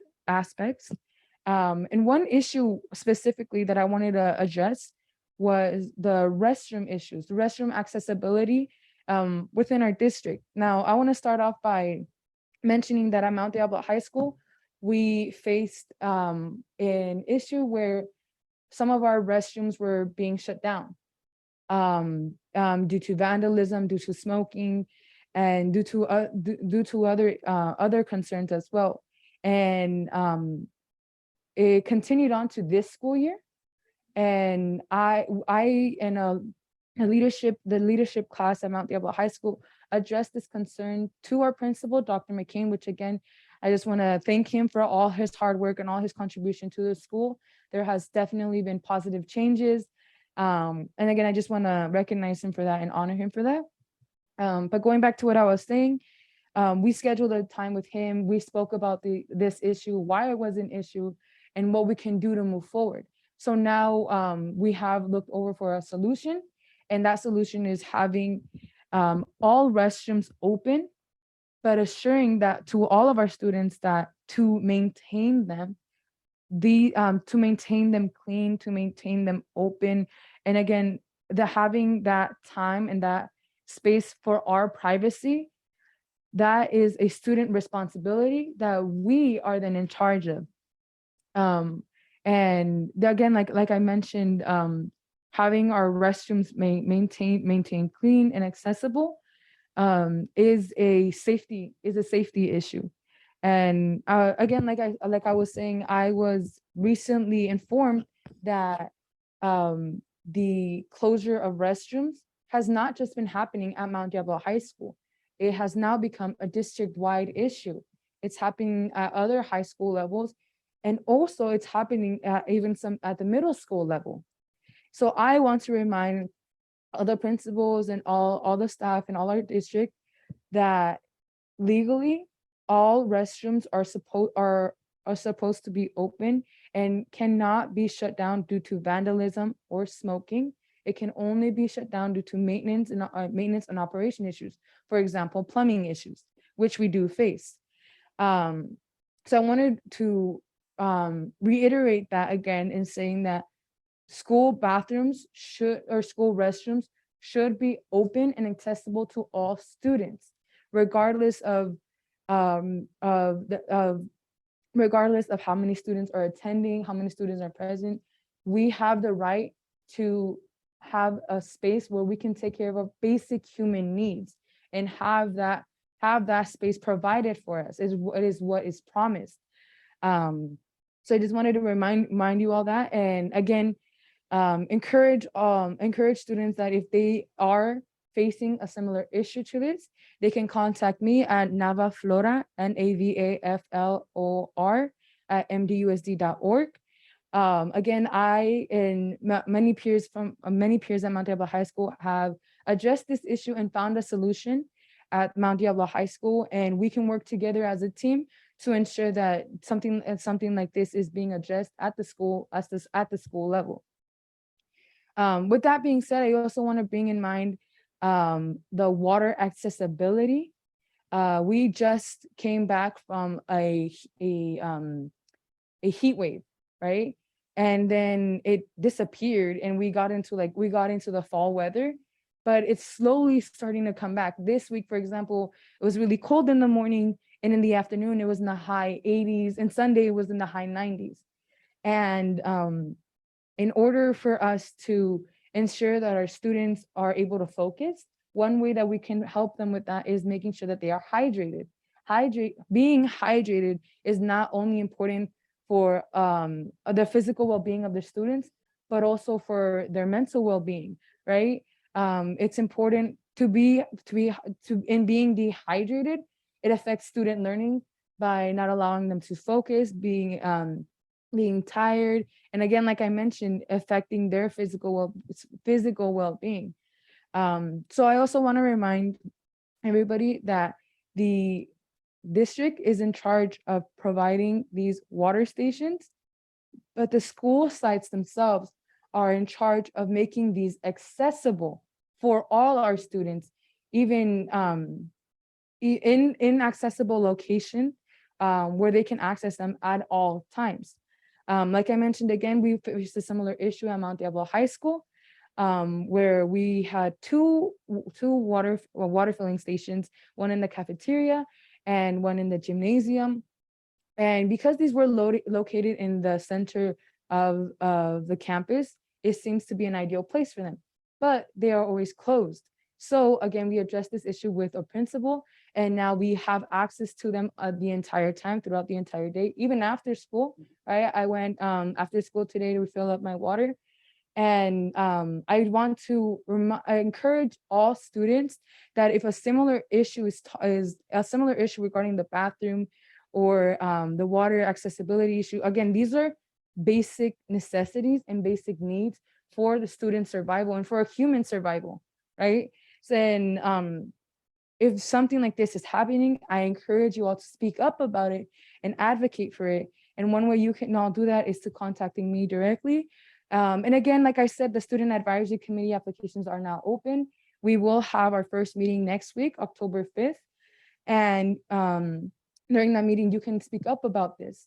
But again, just to finish it all off, I want to say that if an issue like this is occurring, I and a group of peers have addressed this issue in our school level, and we have found a solution. And if we can do something similar to that to ensure that all students in all schools throughout the entire district have access to a maintained and accessible restroom, as well as a water filling station. Again, you can all contact me through Nava Flora, and my email is also provided in the school website.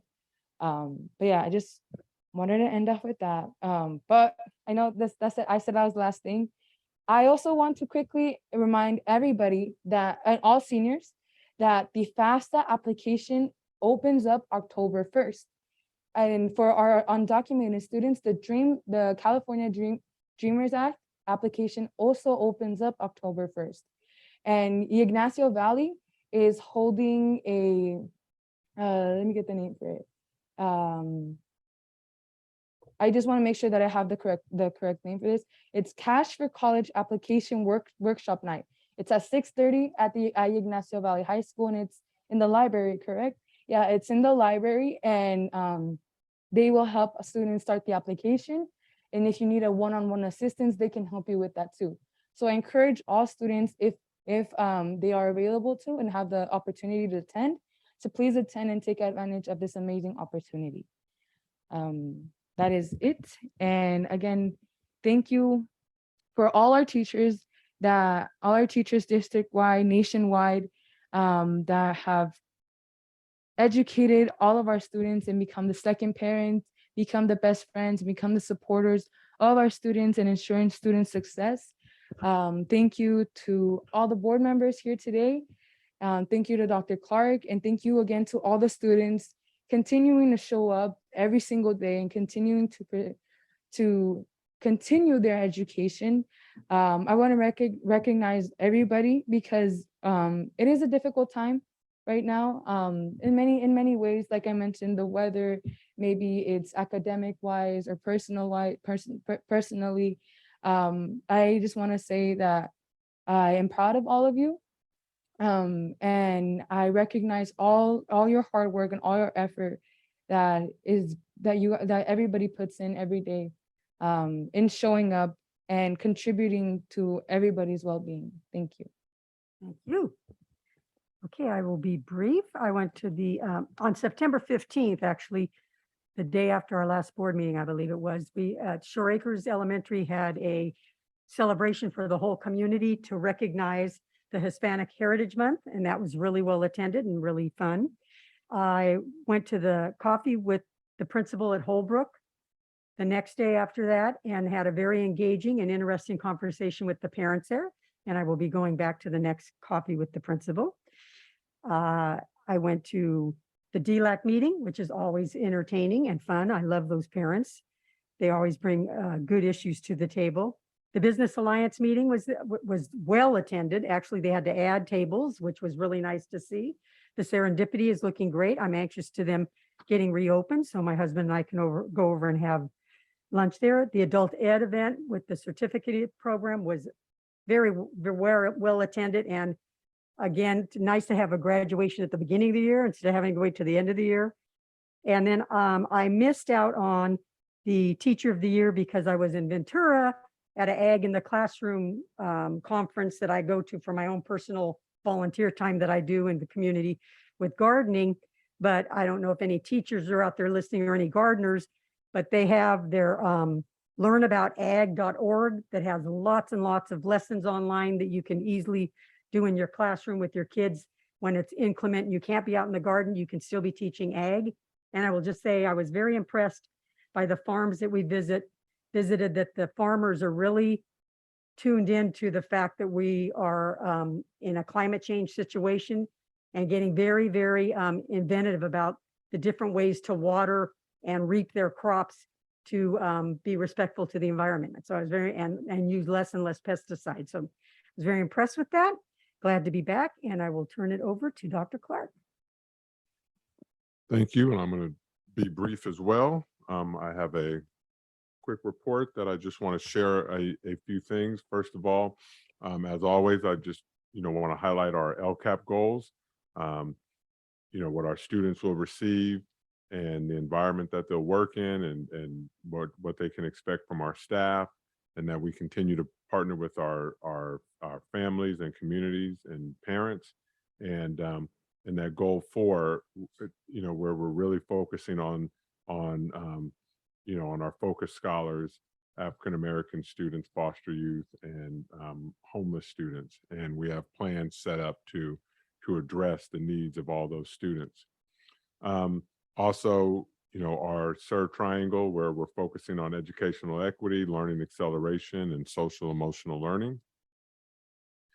I've shared this slide before, but I just, I think it's important just to continue to come back to it, that, as we work through the dashboard, which are the categories on the right, the state indicators, and our students who have not been progressing as other students have, so that we are putting an extra focus on these students. So as we continue to examine our data and examine our practices, I want to, just continue to keep in everyone's mind what it is that we're measuring, and the actions that we're doing to make sure that we're meeting the needs of all of our students. I want to remind everyone why we have a focus on African American students, homeless students, and foster youth, because dating back to 2016, we have missed the mark on these students, and we have not improved over the years. So 2016 to 2017, we run the differentiated assistance. Same with 17, 18, same with 18, 19, and we're still in it. So yes, we have a focus on that. We know that we have 28,000 students in the district, and we know we have students from multiple ethnicities and multiple backgrounds and multiple experiences, but these are the 3 student groups that we have not been able to move the needle on. So we're going to continue our focus on that. And I also want to just bring up again, this is from our SIR report, and when they wrote the SIR report, they applied a SWOT sort of protocol: strength, weaknesses, opportunities, and threats. And so just real quick, I just want to just highlight those bold letters in the weaknesses, that there is not a shared understanding and agreement of our instructional priorities and goals and vision. And I think that over the last year and a half that we've really focused on that. A culture of school autonomy exists. And that's basically where each school does what it is that they want to do. And we've learned that that doesn't equally meet the needs of all of our students. So there are those things that everyone will do, and then there are those things where schools have the autonomy to do other things. Student achievement data is not regularly discussed. And so again, I think tonight that we've seen that multiple times, that we've brought data to this board and talked about it in public. And then again, the next bullet, lack of systemic assessment and data review practices. So again, as we've implemented our local assessments and whatnot, and shared that data out publicly and getting it in the hands of our educators, that's all that we're doing to meet these deficiencies in our organization. And then the last bullet here, lack of dialogue at the board level using district student achievement and academic outcomes data. So again, after getting this feedback, we really have tried to improve our actions to provide the board with so much more data and information about what's working, what are still areas of concern. And then just lastly, over on the opportunities, establishing those strategic and actionable district and LCAP goals. And I'm very proud of our LCAP that we have out there and the work that has gone into the LCAP, and to continue to build on our development of a unified instructional plan. And I know Ms. Sachs and her team has really, set that priority and set that focus moving forward. And also setting the expectation and building that culture of accountability that considers the whole child and is grounded in MTSS, multiple tiers of students of systems of support. And then just lastly, standardized expectations of the use of data to drive cycles of improvement through the system. So instead of just doing a pet project because it's always been what we do, is really looking at the data and using that to really guide what it is that we do or don't do. Sort of flipping the switch, I want to acknowledge the work that's being done out there to ensure that our students have opportunities not only for career, but opportunities for college. And I know, many of us attended the Business Alliance meetings over at Mount Diablo High last week, or maybe that was this week. I think it was this week. Yeah, okay. I'm confused with my nights here. But also just want to highlight some of the work from our counseling departments throughout the district. We have Concord High here, and this is a junior and senior parent night covering the A to G requirements, covering college and graduation requirements. And then also I really like how straight from their website that they have that QR code there so that students can just pop that in and set an appointment with their counselor. And you can't read the letters there, but over on the left-hand side, it really covers all that students can get support on from their counselors, everywhere from classroom support, college support, social emotional support. Our counselors really do wear many hats, and want to acknowledge them for that. This is another website from College Park, from their counseling department. And again, I really like how they have the important college and career dates and deadlines there about different applications. The FAFSA is there, the CSU, UC applications, community college applications are there. And then over on the left, those mental health resources that are out there for our students. As we all know, many of our students are struggling with multiple just pressures out in society and things going on. And so, you know, we have resources, we have, you know, outside agencies that we can connect our students with. And so just wanted to highlight these two schools. This is also what we're doing as a district in terms of professional development. So we have these MTS Tier 1 cohorts throughout the district, and these are they're broken up into 6 different cohorts. And so pretty much all of our schools, if not, and we may be missing 1 or 2, don't want to misspeak, but we you know, most of our schools should be included in one of the cohorts. And so we have these school teams that are participating in professional development opportunities throughout the year around MTSS. And an example of those, of course, we can't read them, but I do have them on my screen here. Let me just pop those up so that I can read them for you, because what these are they are PD opportunities for each of these cohorts to participate in, and they can choose which one they want to participate, or what types of trainings they would like to engage in. So we have trauma-informed practices, coordinated care teams, Tier 2 classroom strategies, becoming a PBIS school, behavior expectation and matrix, student voice, restorative practices, function-based behavior classroom strategies, community building circles and restorative practices, culturally responsive classroom and site practices, and SEL academic alignment. So again, that is a menu of professional development opportunities for these different cohorts to participate in. I want to acknowledge Stephanie Roberts and her team and the work that's been done in this area. So again, you know, I've shared with you just real briefly sort of some of our academic focus of things that we're focusing on academically and the way we're supporting our staff and delivering, you know, those academic deliverables, how we are working with that data to inform our practices, why we have certain student groups that we continue to talk about, because we do have groups that are not progressing, and then what we are doing not only on the academic side, but what we're doing on the social emotional learning side to support our teachers. And I think just hearing that list of PD opportunities really shows you the depth and breadth of you know, how committed we are to this work.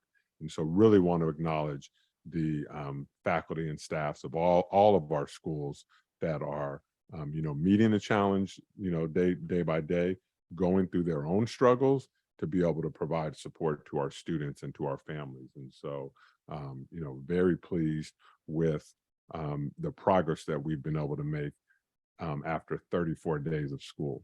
So we are right there. And just lastly, this is my very last slide, but always want to keep in mind all the different plans and pots of money that come with each of those plans, and the different student groups that they're targeted to address, or the different activities throughout the district that we have different plans for. And again, this is just a small sampling of many of our plans that we engage in. So that's my report.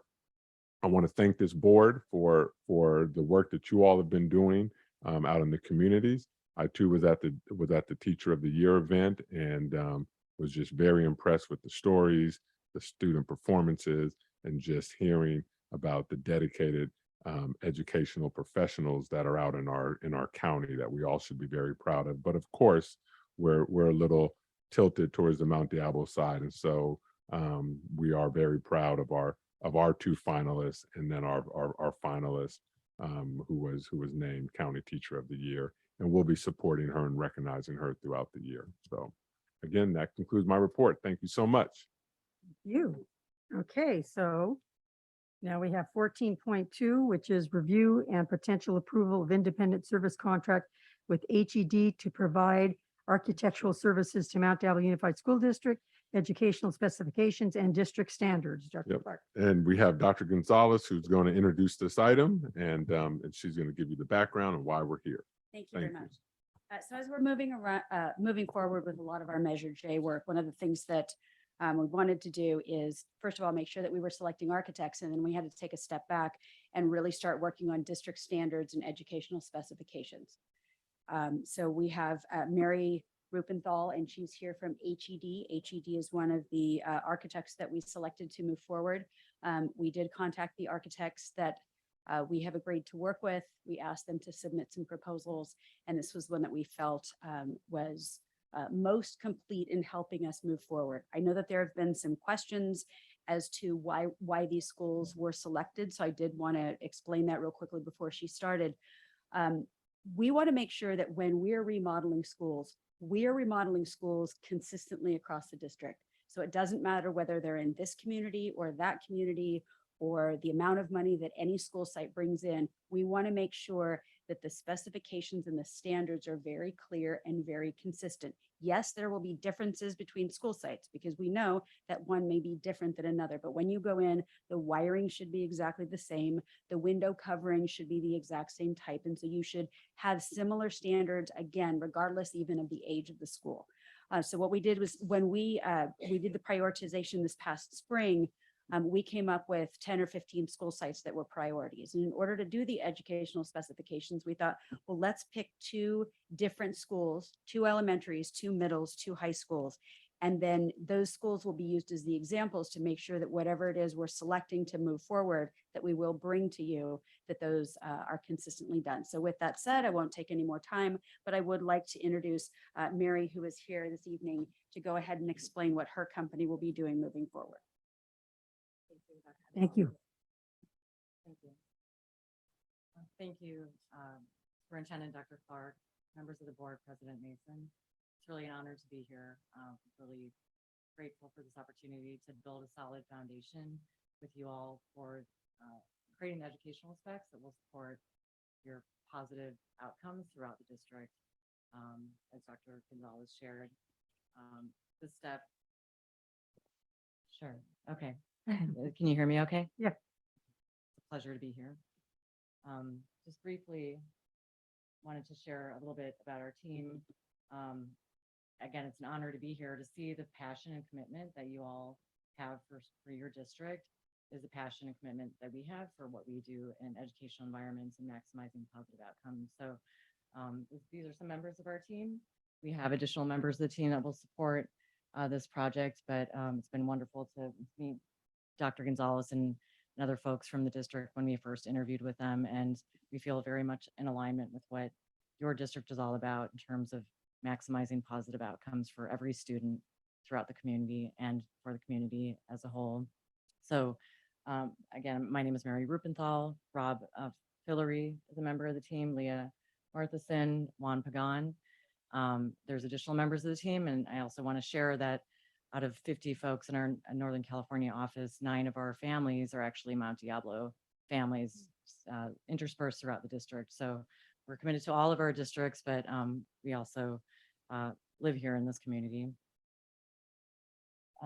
So we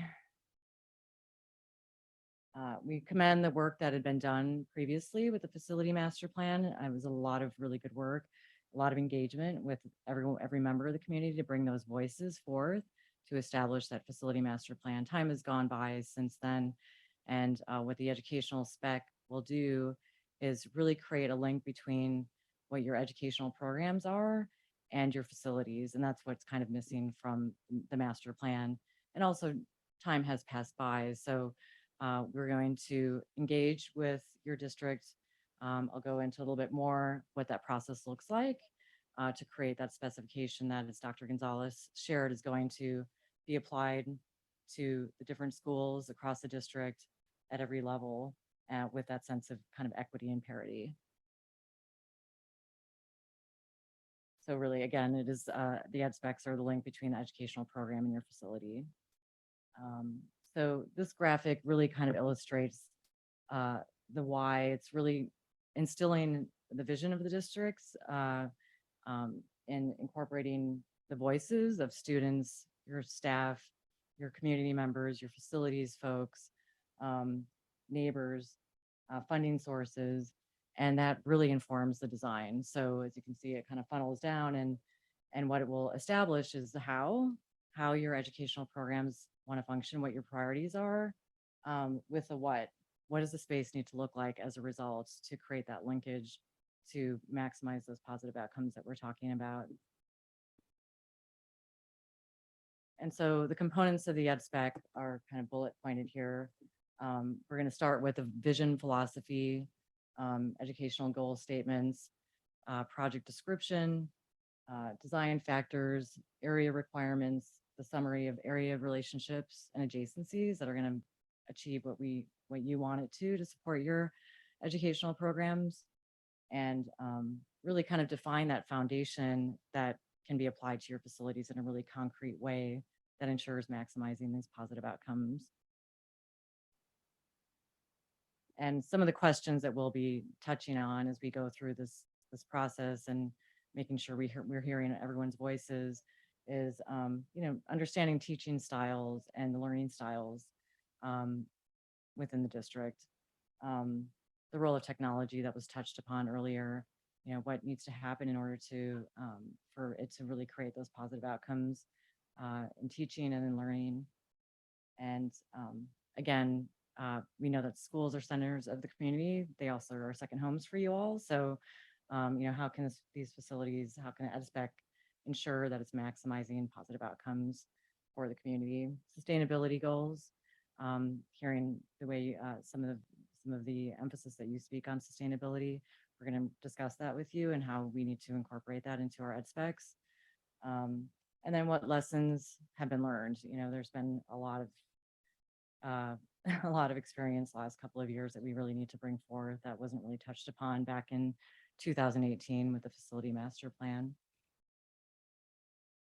And with that, I kind of did an abbreviated share, but are there any, again, we want to thank you. So this is how we feel about our educational environments. First, we shape our buildings, and then after that, they shape us. So are there any questions that I can answer? Any questions from board members? Doesn't look like it. No. I think this might be directed more towards the board. How often are facility, what was the term that you used? Facility master plans? How often are they renewed? Dr. Clark, how often do we do facility master plans? I would say maybe by the decade, about every 10 years. Thank you. Do you have an example of the outcomes where you've done this for another school district that we would be able to look at? Because I think it's hard to explain to the public what this is. You see the timelines and you see the visioning and how people use their facilities, but in the end, what is the report going to look like? I saw in the report that it talked about 3 different ways that you could provide the specs. So can you just talk a little bit more about, in the end, what is the result, the end result, what that looks like? Sure. I think in the proposal, we defined the district standards, which included 3 different ways to incorporate that, which is one aspect of the educational specifications. We do have some examples of finished projects that we did share in our process that we can make available. I'm sure in some fashion for a number of districts that we have provided for. The educational spec will be basically the district's vision, and it'll go by age group, age configuration, grade configuration, as well as the spaces and programs that have been identified. So we'll kind of touch on those individually and specifically, and I'll go back to, oh, actually, I don't know if I can go back. But it'll be start to create a concrete roadmap for how these spaces will look at these, and using these campuses, the 2 campuses per grade configuration that were discussed. So you'll have at different levels. So we ensure that parity. So graphically, it'll explain kind of the adjacencies that are important, square footage, requirements as well as explanations of support components that will ensure the outcomes that you're looking for. With regards to the district standards, there's different ways that those can be conveyed. They can be technical specifications, for example, for every component in a building project that we have a set of drawings, then we have a document, and those are the contract documents. They work hand in hand. So the drawings and the specifications book complement each other, and they both are equally as important. The drawings basically quantify, and the specifications is basically quality. So for every component, carpeting, paint, ceilings, what we would do is work with the district to kind of understand what we want to provide best practice for you, so that these your facilities last a very long time. We ensure that the installation, that there's warranties in place. So that can the district standards can take the form of basically creating each specification section, which is all the 32 divisions of the Construction Standards Institute. We can also create a design guideline. That was another option that was put forth, which starts to look at recommendations for each component. So it's like acoustical, what are your acoustic requirements between a music space and an office space? So there's a design guideline aspect, and then there's like an abbreviated form of district standards, which would include recommendations for various products that we could bring forth as recommendations that are tried and true, that will ensure longevity and durability for the future. So there's kind of 3 different scenarios that we can put forth, or we can do a combination of them, or all 3. And we'll work closely with you, with your facilities department, with M&O, looking at things that have worked for you in the past and things that we can bring forth, working with other districts, including districts like Los Angeles Unified District School District, who has 1,200 schools and also a real commitment to sustainability, and has a lot of best practices instilled in their development. So there are kind of different ways we can approach it, and we'll talk with you, or we'd love to learn what's going to be most beneficial to you. Does that answer your question? Thank you. Yeah, I mean, I think I was new on the board when we did the facilities master plan. And one of the things that is challenging about a process like that is that you bring in the public, you involve them in all of this visioning, and then they're ready to, okay, when is that thing going to be built? And sometimes there's a lot of visioning, like the facilities master plan last time, the process identified $1 billion worth of things that people would like to see in our facilities. And then we ended up eventually passing a bond for $150 million. And then we needed to identify what are those first items going to be that we're going to actually move forward. And so the community as a whole sees the visioning process, but when do they actually see something actionable take place, right? So I guess just similarly, I'm thinking here, when you engage the community around their vision and how they use the school site and those various things, can we be clear with them about what the outcome is going to look like, what the purpose of that exercise is? So as you're determining whether it's so in section 2A, the technical district standards, the design guide standards, or the district standards list, those 3 ways, to be able to be clear, I guess, with us about what the actual outcome is going to be at the end of the day. So in terms of today's vote, I just want to make sure that we're clear about what the outcome is. If we move to approve this service contract, do we know what the outcome is going to be?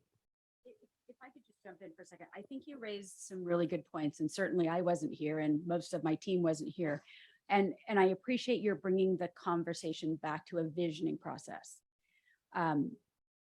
What happened back in 2018, 19 really was a visioning process. It was all the input across the district at every single site. If cost were no object and you could change anything you wanted to do, what would you do? And that's exactly what was created. And at the time, it was valued at approximately 1.2 to 1.3 billion dollars. Well, now when you fast track that into costs now, you're probably in the 1.6, 1.7 billion at least. And yes, then we passed a bond for 150 million. So this is an opportunity for us to go back. We did prioritize a bunch of projects. We brought those to you back in the spring, but this is really an opportunity for us to start working on moving work forward, but really being clear about what it is that we want. So for example, the LED lighting was fairly easy because we had a company that is really skilled in doing LED lighting. We have a company that's really skilled in HVAC systems. But what we've seen across the district that a lot of us have inherited is sometimes we'll bring contractors in and they will create their own specifications. They'll put exactly the wiring they want put in, and it's done this way at one school and this way at another school and this way at the next school. And then when something goes wrong, you don't have any mapping for what that looks like and how you fix it. And that's where a lot of this will come into play. Not only are we looking for consistency across the district, but some real common expectations that we will bring back to the board that will be very transparent with the public. And we're not going to be going back to a visioning process of here are all the things that we want. We're actually trying to narrow it and be crystal clear that when we bring someone in to do work, the work is going to be done based on A, B, C, D, E at all of the schools, regardless of where you are. And that's the work that they've been leading. I have to say that part of our process was to ask all the finalists that where we went and visited work that they had done, we asked them for copies of ed specs and district standards. And we all started looking at them because we thought, oh, let's just do the easy thing. Let's just take somebody else's and let's adapt it.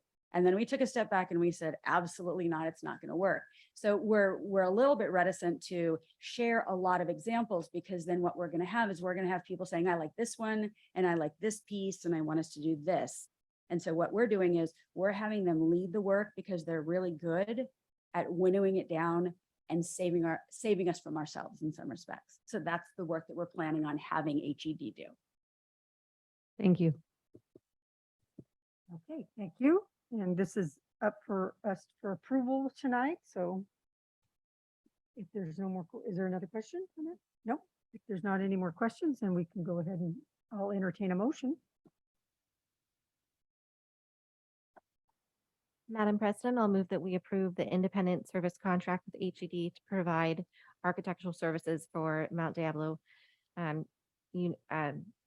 educational specifications and district standards. Thank you. Second. We have a motion and a second. Trustee Nava Flores. Yes.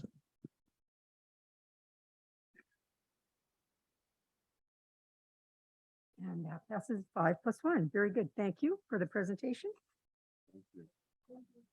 And that takes us now to our consent agenda.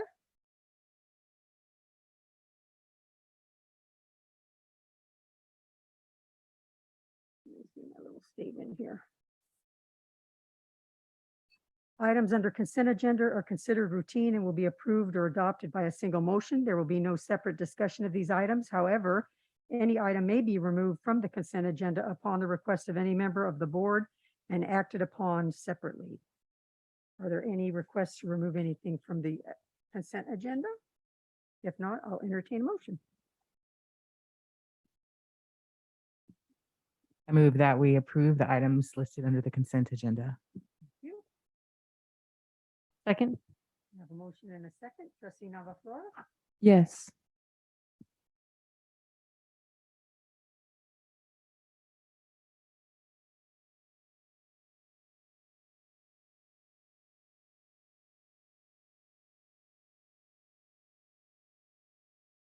And that passes 5+1. Very good. I just want to note there's a lot of really good news in there, so the public should check it out.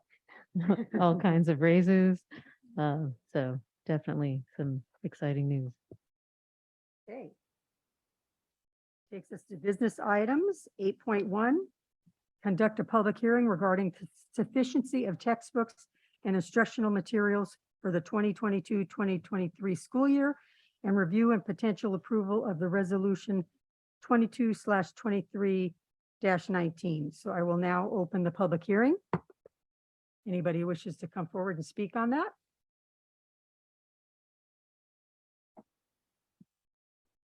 I will now close the public hearing because it doesn't appear that there's anyone to speak on this.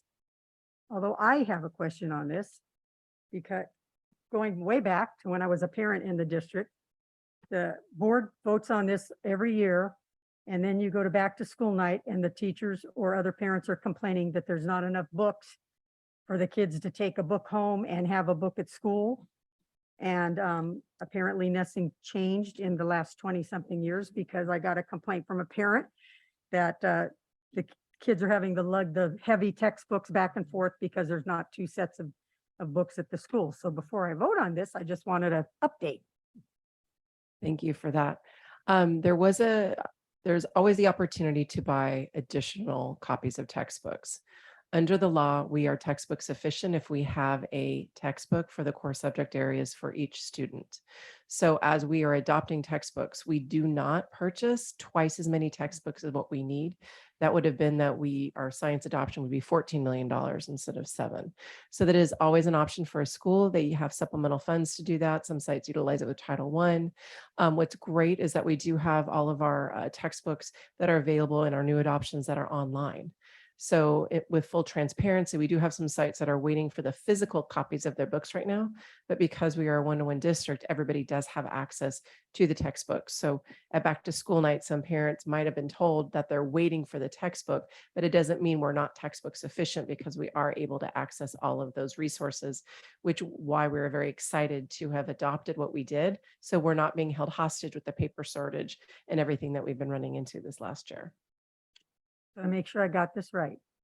Our obligation is to make sure there's a textbooks for all the students, not necessarily dual sets. That would be a site decision if they wanted to get a second set to make sure the kids had a copy to keep at home and one at school. Yes. Thank you.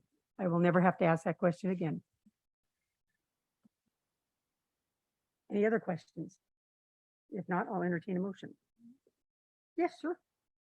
You mentioned how in adopting new material, we now have access to the online version, correct? How can students be aware that they have access to this learning, especially right now with the teacher shortage?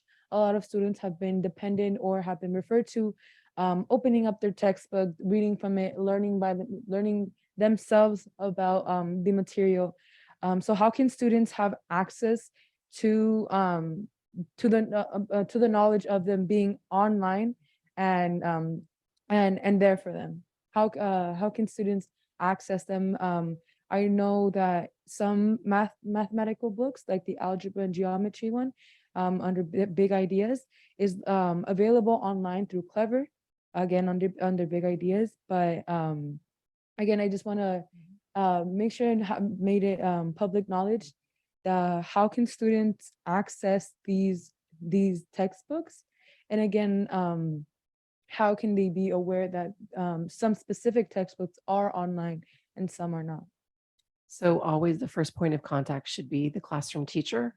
Often that information is shared during back to school nights, as well as in that school or course syllabi, which is the syllabus that they go through with the students and the families as the classes started. So honestly, generally there's a link in there or a website of that sort.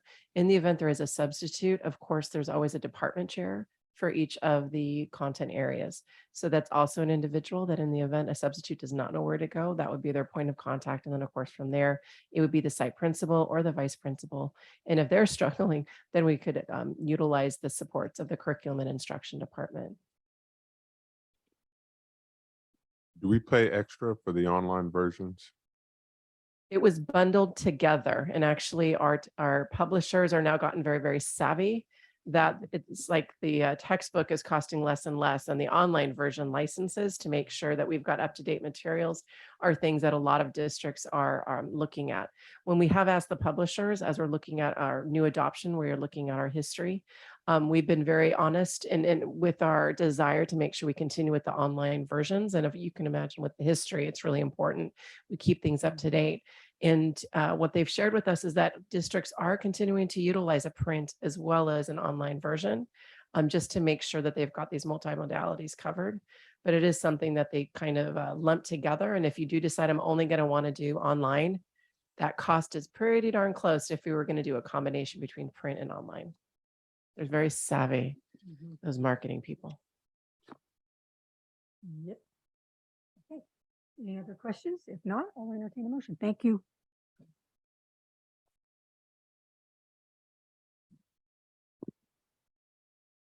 I move that the board adopt the resolution 22-23, number 19, textbook sufficiency. You Second. We have a motion and a second. Trustee Nava Flores? Yes.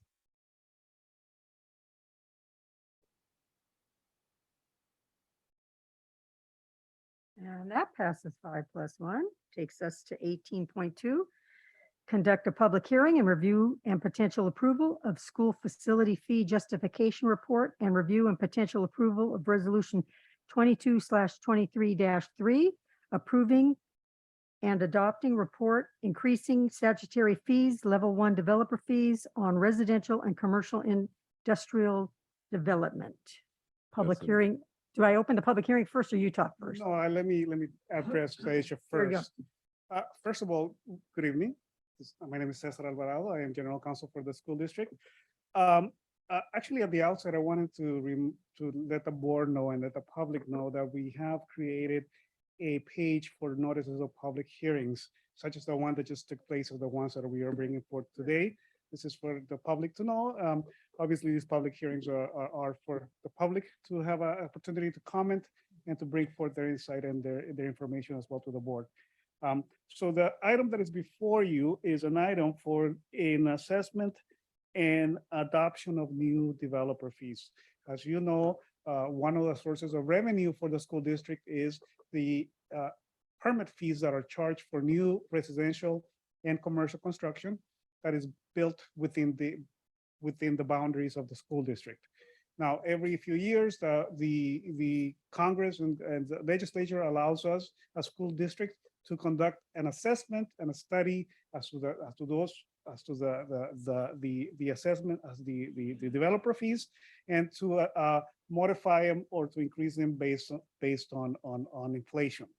So that is what's before you. Now, this year there have been significant changes to the procedure in which by which we can proceed to update the developer fees.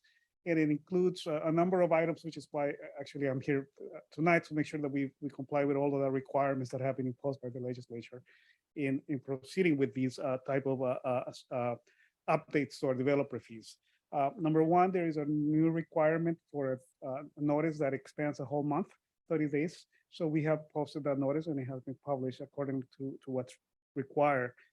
Number two, we actually have to conduct this in 2 steps. So the first step is we will have a public hearing where the board will adopt, if it so chooses, the report that has been prepared for us by school facility consultants.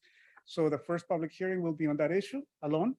Then once that is accomplished, then the next public hearing will be on the actual modification of the developer fees to adopt the findings that have been made by our report prepared by school facility consultants. On the second item, there is a resolution that has been attached to this item. The resolution is resolution 22-23-3. That is the subject of the second hearing on which the board would adopt the resolution should it choose to do so. So with that in mind, I would ask the board to open the public hearing on the first item, which is the adoption of the school facility consultants report that is been attached to this item. Okay. The public hearing is now open. Take your time, folks. Don't all rush up at once. Okay, so it looks like we don't have any comments. I guess my only comment would be apparently the people building the homes can raise the rates anytime they want, but we have to follow a procedure before we do that, huh? And the procedure is getting more and more complicated with time, yes. Okay, all right. So our next step? The next step would be for the board to make a motion to adopt the report itself and the recommendations made therein. And then it'll still be coming back to us at a future meeting, right? No, That then would subject, okay, yes, we'll do it all at once. got it. Okay, any questions from board members? If not, I'll entertain a motion. So you're looking for a motion to adopt the report. Correct. A motion to adopt the report and the recommendations in the report. Okay, I move that the board adopt the recommendations presented in the school facility justification report and the recommendations. Second. We have a motion and a second. Trustee Navas-Flores? Yes. And that passes 5+1. Are we good? Yes, then the next item, well, actually is still, we would need to open a second public hearing on the modification and adoption of approval of resolution 23-3 that is pending before you as well. Okay, so the public hearing for the resolution 22/23-3 is now open. Okay, hearing no comments. Oh, we're on 18.2. Okay, so that's closed. And now I can entertain a motion to accept that resolution, correct? Yes, to adopt the resolution, yes. Madam President, I move the board approve resolution 22-23, number 3, the increase in developer fees. Thank you. Second. We have a motion and a second. Trustee Navas-Flores? Yes. Oh, voice, okay, so trustee Navas-Flores is yes. Trustee Count? Yes. Trustee Mayo? Yes. Vice President Zawi? Yes. Trustee McFerrin? Yes. Trustee Mason votes yes, so that passes as well. Thank you. Thank you. We will implement it. Thank you. All right, that takes us to 18.3 Memorandum of Understanding between Mount Diablo Unified School District and California School Employees Association. Tonight, we're bringing for the board's review and potential approval an MOU with CSEA for hiring and retention bonuses. Looking, as we know consistently, we have tons of vacancies in CSEA. We're looking for some way to attract candidates to apply for the position and stay with us. We also want to recognize that we have a very dedicated workforce in CSEA that have been with us for quite some time, and we want to recognize that using AB 86 funding that was designed for retention and recruitment of paraprofessionals, recognizing that CSEA does have members outside of the paraprofessional role as well, that we want to recognize through this MOU. Thank you. Any questions from board members? My only question is for our motion tonight, do we need to indicate the sunset date? Cesar, do we need for their motion, do they need to indicate the sunshine date? I believe it is all located within the MOU, so I don't think that it does expire. It does have an expiration date. It expires on August 31st, 2023. So I believe by the approval of the MOU, you will be covered in that. Okay, thank you. So, Madam President, I move that I move to approve the MOU with CSEA as presented of a $1,500 hiring retention bonus for California School Employees Association, following the district's desire to recruit and retain the most qualified individuals to work directly with our students. Thank you. Is there a second? Second. We have a motion and a second. Trustee Navas-Flores? Yes.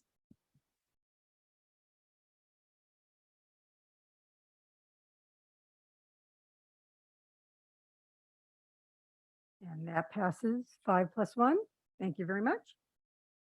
And according to my agenda, that concludes our meeting for this evening. Do you have anything else, Dr. Clark? Okay.